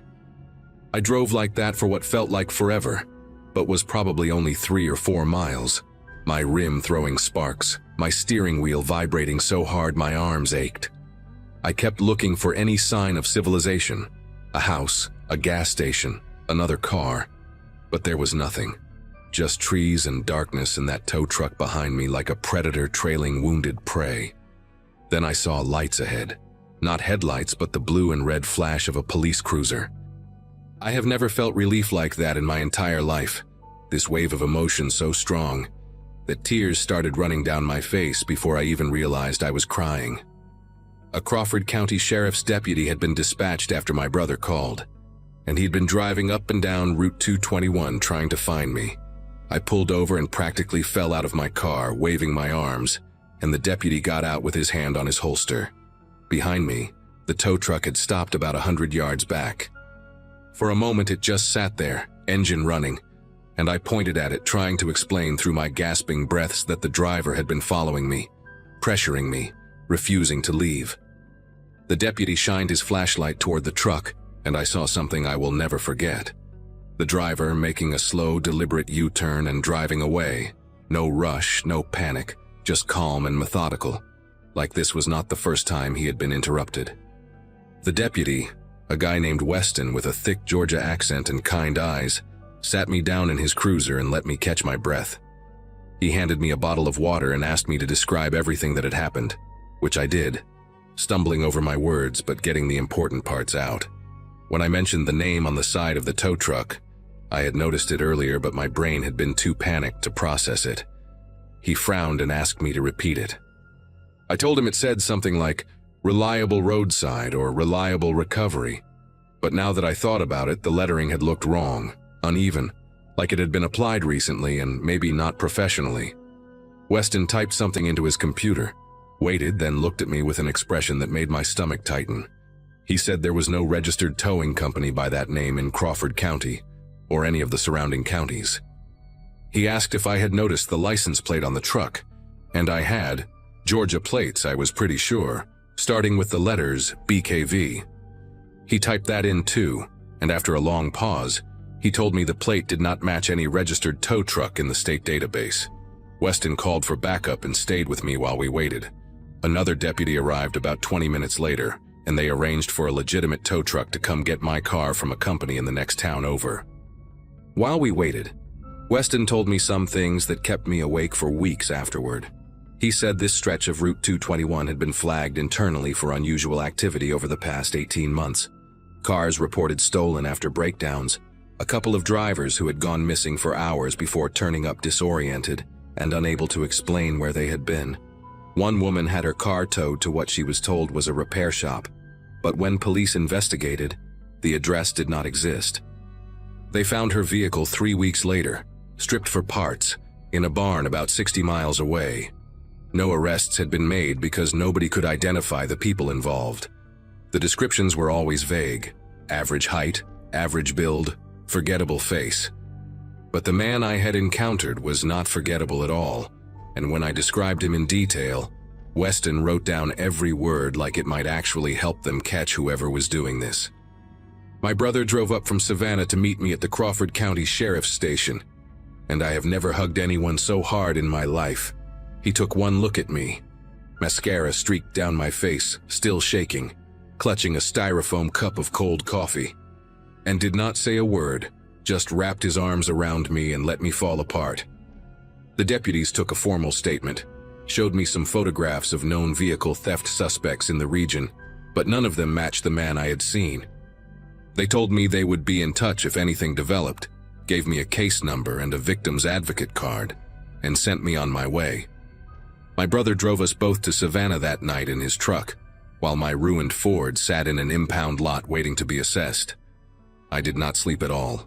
Every time I closed my eyes, I saw that tow truck's headlights in my rearview mirror, steady and patient, and I heard his voice telling me that nobody was coming.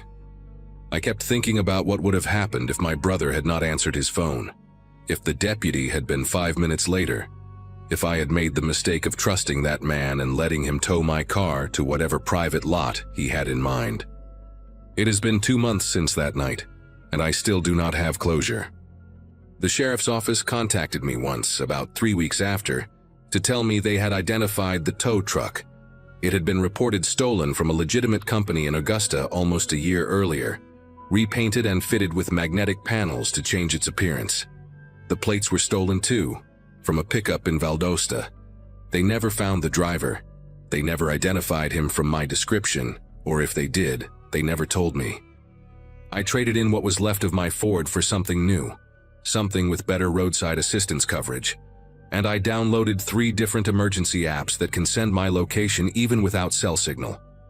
I do not drive alone at night anymore, not on highways, and definitely not on back roads. Sometimes I wonder if he is still out there, cruising those empty stretches of Route 221, waiting for someone else's tire to blow or engine to stall. And sometimes, late at night when I cannot sleep, I wonder about those other drivers Weston mentioned, the ones who went missing for hours and came back disoriented, unable to remember what happened. I got lucky. I know that now. but I cannot stop thinking about the ones who were not lucky at all, and what exactly that man had planned for me if I had made the mistake of saying yes.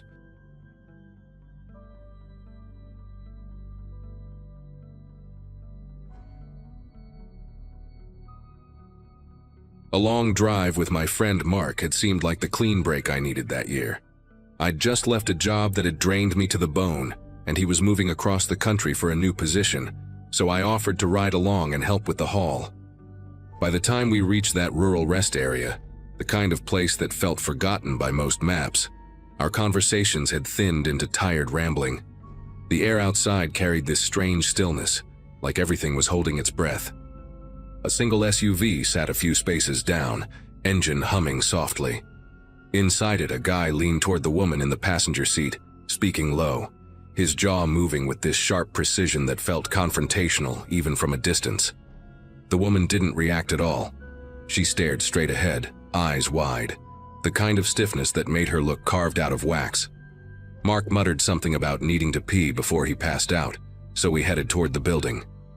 The restroom lights flickered with that sickly yellow tint that shows every crack in the tiles. I remember washing my hands and feeling this weird pressure in my chest, a sense that something was happening outside while we weren't looking. When we walked back out, the night felt slightly different, like it had shifted a few degrees somehow. The SUV wasn't where we'd left it. It had rolled forward and angled itself right across the exit lane, like it was waiting for us. The woman inside had turned her head toward us now, and the expression on her face didn't match the stillness from before.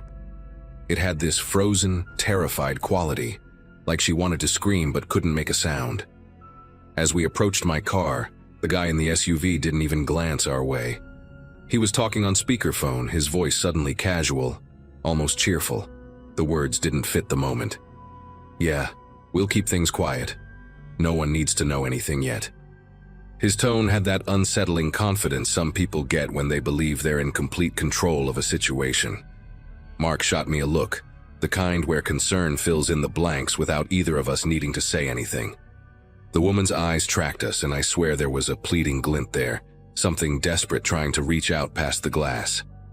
I felt my throat tighten because I didn't know whether to help, run, or pretend none of it was happening.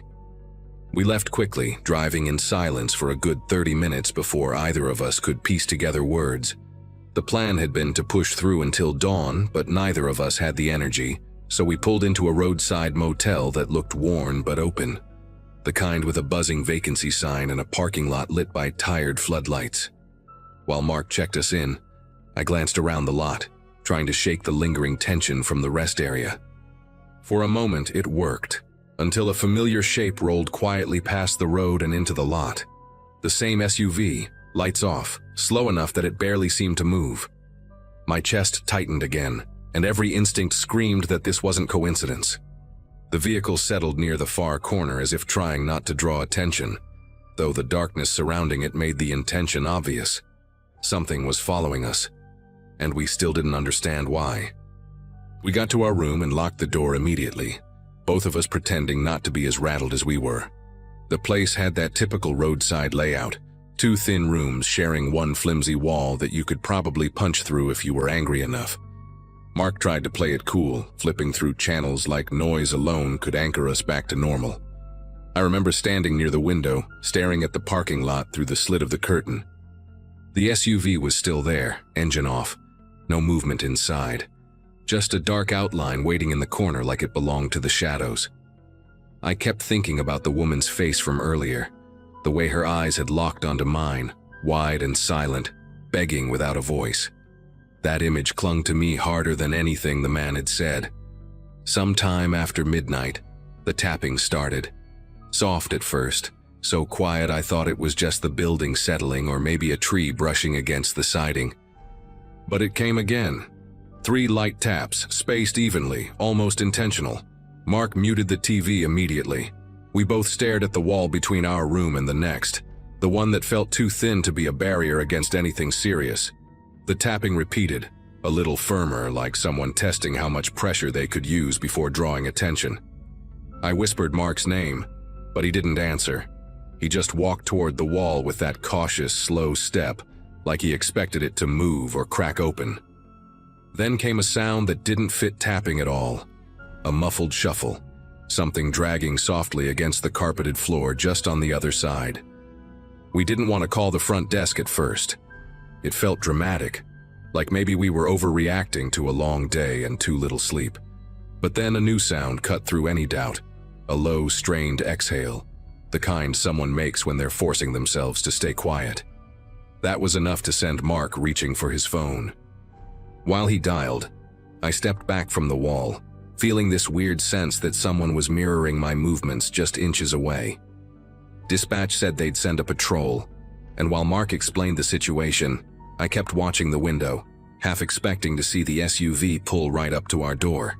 Instead, the parking lot stayed still, unnervingly still, as if the whole world had paused while something in the next room tried not to be heard.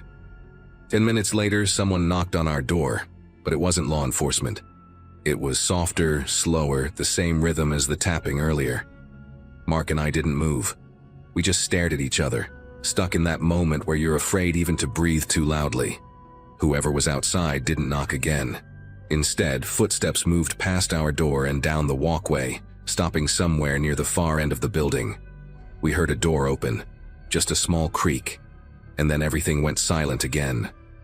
A few minutes later, the patrol car finally arrived, lights flashing faintly against our curtains.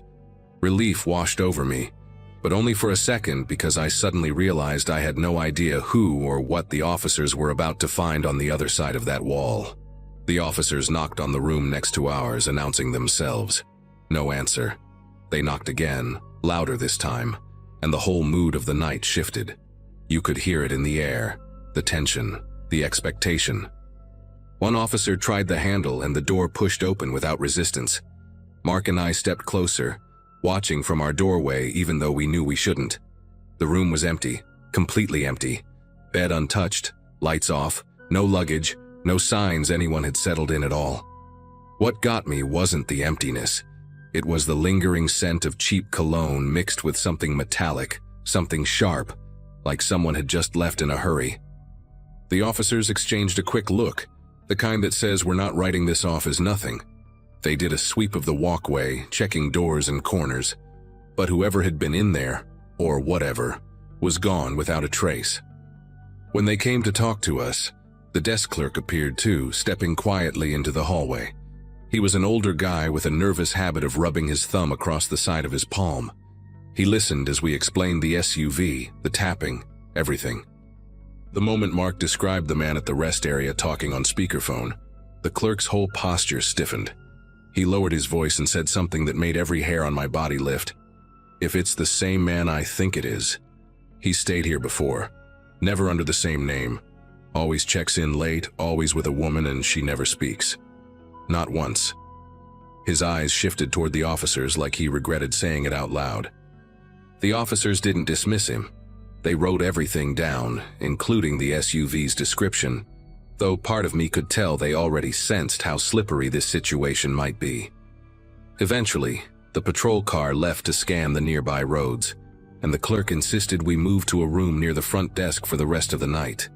He handed us a new key card with this slow, deliberate caution, like he was afraid the man might appear behind us at any second. Mark grabbed our bags and we followed the clerk down the walkway, glancing over the railing toward the parking lot every few steps. The SUV was gone. No engine hum, no lights, no silhouette lurking in the dark corner where it had been earlier. The space where it sat looked wrong in a way I can't explain, like the asphalt itself felt relieved to be rid of it. We tried to sleep, but every sound, pipes ticking, cars passing on the highway, the thud of someone closing their door, kept pulling us back into that night's dread.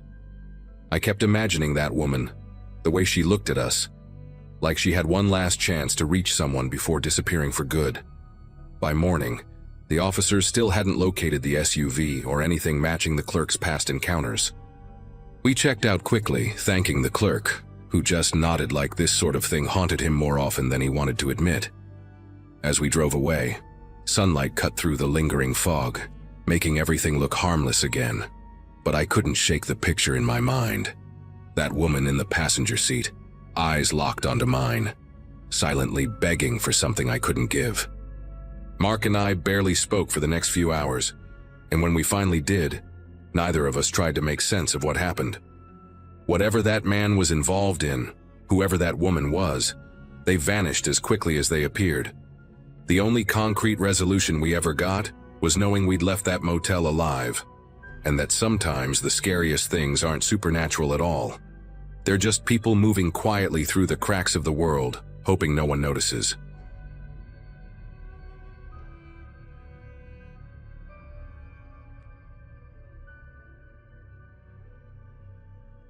Hard to explain my life at the time without sounding scattered, but I'd been doing contract work all over the region in early 2024, driving from one small town to another because it paid better than sticking to one city.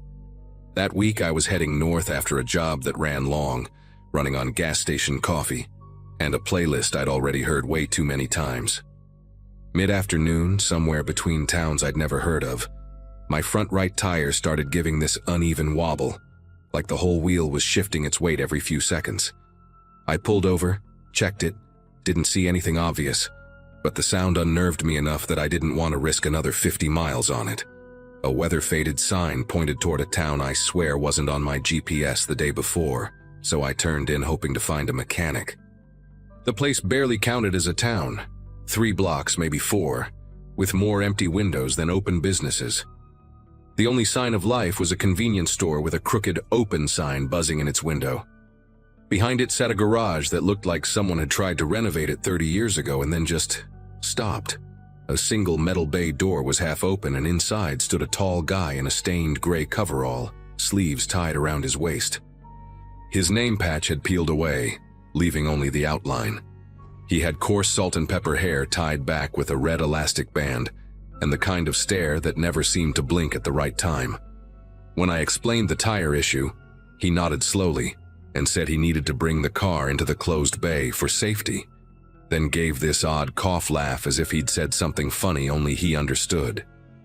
I tried insisting that I could just wait outside, but he shook his head and pointed me toward a door beside the garage marked "Customers." The latch was removed, just a smooth metal plate where one should have been. He opened it with a key from his pocket and told me it would only take a little while. The room inside felt wrong the moment I stepped in. Not dangerous, just trapped. The windows were boarded from the inside with mismatched planks, some nailed in diagonals like someone was trying to keep things out, or in. The only furniture was a sagging couch and a vending machine stocked with snacks that expired months ago. When he shut the door, I heard the click of a lock even though there was no latch on my side. That was the first moment a faint tremor of worry started crawling up my spine. Minutes dragged into an hour, then 2 with no sound of tools, no voices, no movement from the garage. I tried knocking on the door, then pressing my ear against it, but all I could hear was a low hum from the vending machine and the whistle of wind sneaking through the boards. By the 3rd hour, I couldn't sit still anymore. I started searching the walls and found a small storage door tucked behind the vending machine, the bottom corner warped as if someone had kicked it once and lost. Bracing all my weight, I pushed until the wood groaned and snapped inward. The gap led to a narrow storage corridor, dimly lit by a single bulb dangling from a frayed cord. At the end of it, a doorway opened into the back of the garage, and that's when I saw my car, parked exactly where I'd left it, completely untouched. Next to it were plastic bins stacked in neat columns, each filled with items that didn't belong together. Backpacks, jackets, travel toiletries, even a baby's shoe. All of it arranged like someone was collecting pieces of people who never came back. Up close, the bins were even worse. One was filled with loose chargers and phones with cracked screens, another with random pieces of luggage tags and keychains, and a third had a mix of sunglasses, half-used travel-size shampoo bottles, and a single license plate bent like someone had tried to fold it in half. There were no labels, no attempt to sort by owner, just piles of life fragments stripped of context. I recognized the brand of a travel mug I'd seen in truck stops 100 times, and for a second, I pictured people I didn't know standing at gas stations, holding those same mugs, on trips they probably never finished. The air smelled like old oil, and something faintly metallic, like blood that had been cleaned up weeks ago but never fully left. My own car sitting there untouched, made everything worse. Whatever this guy was doing, it didn't involve repairs. I backed away slowly, trying to keep my footsteps quiet on the concrete. That dangling bulb above me swayed slightly, even though the air felt still, making the shadows jump across the bins like they were breathing. From somewhere in the garage, beyond my line of sight, I heard a faint scraping sound like metal dragging briefly across the floor and then stopping. Instinct made me reach for my keys, and I realized they weren't in my pocket. They were with the mechanic. My backpack wasn't with me either. I'd left it in the car. That detail hit harder than I expected. I suddenly understood how easy it would be for someone to strip away a person's identity out here. Take their car, their bag, their phone, and they'd become nothing but an entry on a missing persons list months later, if that. The corridor branched to the left, away from the open area, toward what looked like a side door with a small wired glass window. I moved toward it, counting each step just to give my brain something to hold on to. The window had been painted over from the inside, but at the edges the paint had chipped enough for thin streaks of daylight to leak through. I pressed my ear against the metal door and heard distant traffic, the faint roar of cars passing at highway speed. That sound snapped a decision into place. If I could get out that door, I didn't care about the car anymore. I could get help, or at least distance. The knob resisted at first, but when I leaned my shoulder into it, the old metal frame shuddered, and the latch gave just enough that I could slip through into the harsh, late afternoon light. Behind the building, weeds grew up through cracked asphalt, and the back lot stretched out to a scrubby patch of grass that ended near the highway embankment. No other cars were parked back there. No tow trucks. No sign of anyone else. The main road through the town wrapped around the front, but from where I stood, the street felt miles away. My pulse hammered in my ears as I cut through the weeds, ducking low in case the mechanic stepped outside. I didn't run at first. I walked as quickly as I could without drawing attention, trying not to trip over a half-buried muffler or the skeleton of an old tire. When I reached the edge of the embankment and saw the highway below, the sound of rushing cars felt like proof that the world still existed outside this decaying pocket of nowhere. That's when I finally broke into a run, sliding down the dirt slope and stumbling onto the shoulder, sticking my arm out in a desperate attempt to flag someone down. A delivery van was the first vehicle to slow down enough to notice me. The driver, a middle-aged guy with a mesh cap and a sunburned neck, rolled down his window and stared like he was trying to figure out if I was drunk or hurt. I must have looked wild, dust on my clothes, sweat streaking down my face, breathing like I'd sprinted a mile. I told him I needed to get to the next real town, anywhere with a police station. He didn't ask many questions, just jerked his chin toward the passenger seat and said he was heading east. As we pulled away, I glanced back up the embankment, half expecting to see the mechanic standing there watching. Nothing moved. The place looked empty again, like a set someone forgot to tear down after filming. At the police station, the officer on duty listened carefully, but kept giving me this cautious look, like he was trying to sort out whether I was exaggerating or if something genuinely criminal had happened. When I mentioned the bins of other people's belongings, he leaned forward slightly. That was the first sign that he took any of this seriously. He asked for the exact location, but when I tried pulling it up on my phone, the GPS marker bounced around and wouldn't lock onto anything. The officer eventually radioed for someone to check the area while he took my statement, though he warned me that abandoned towns sometimes got used for storage.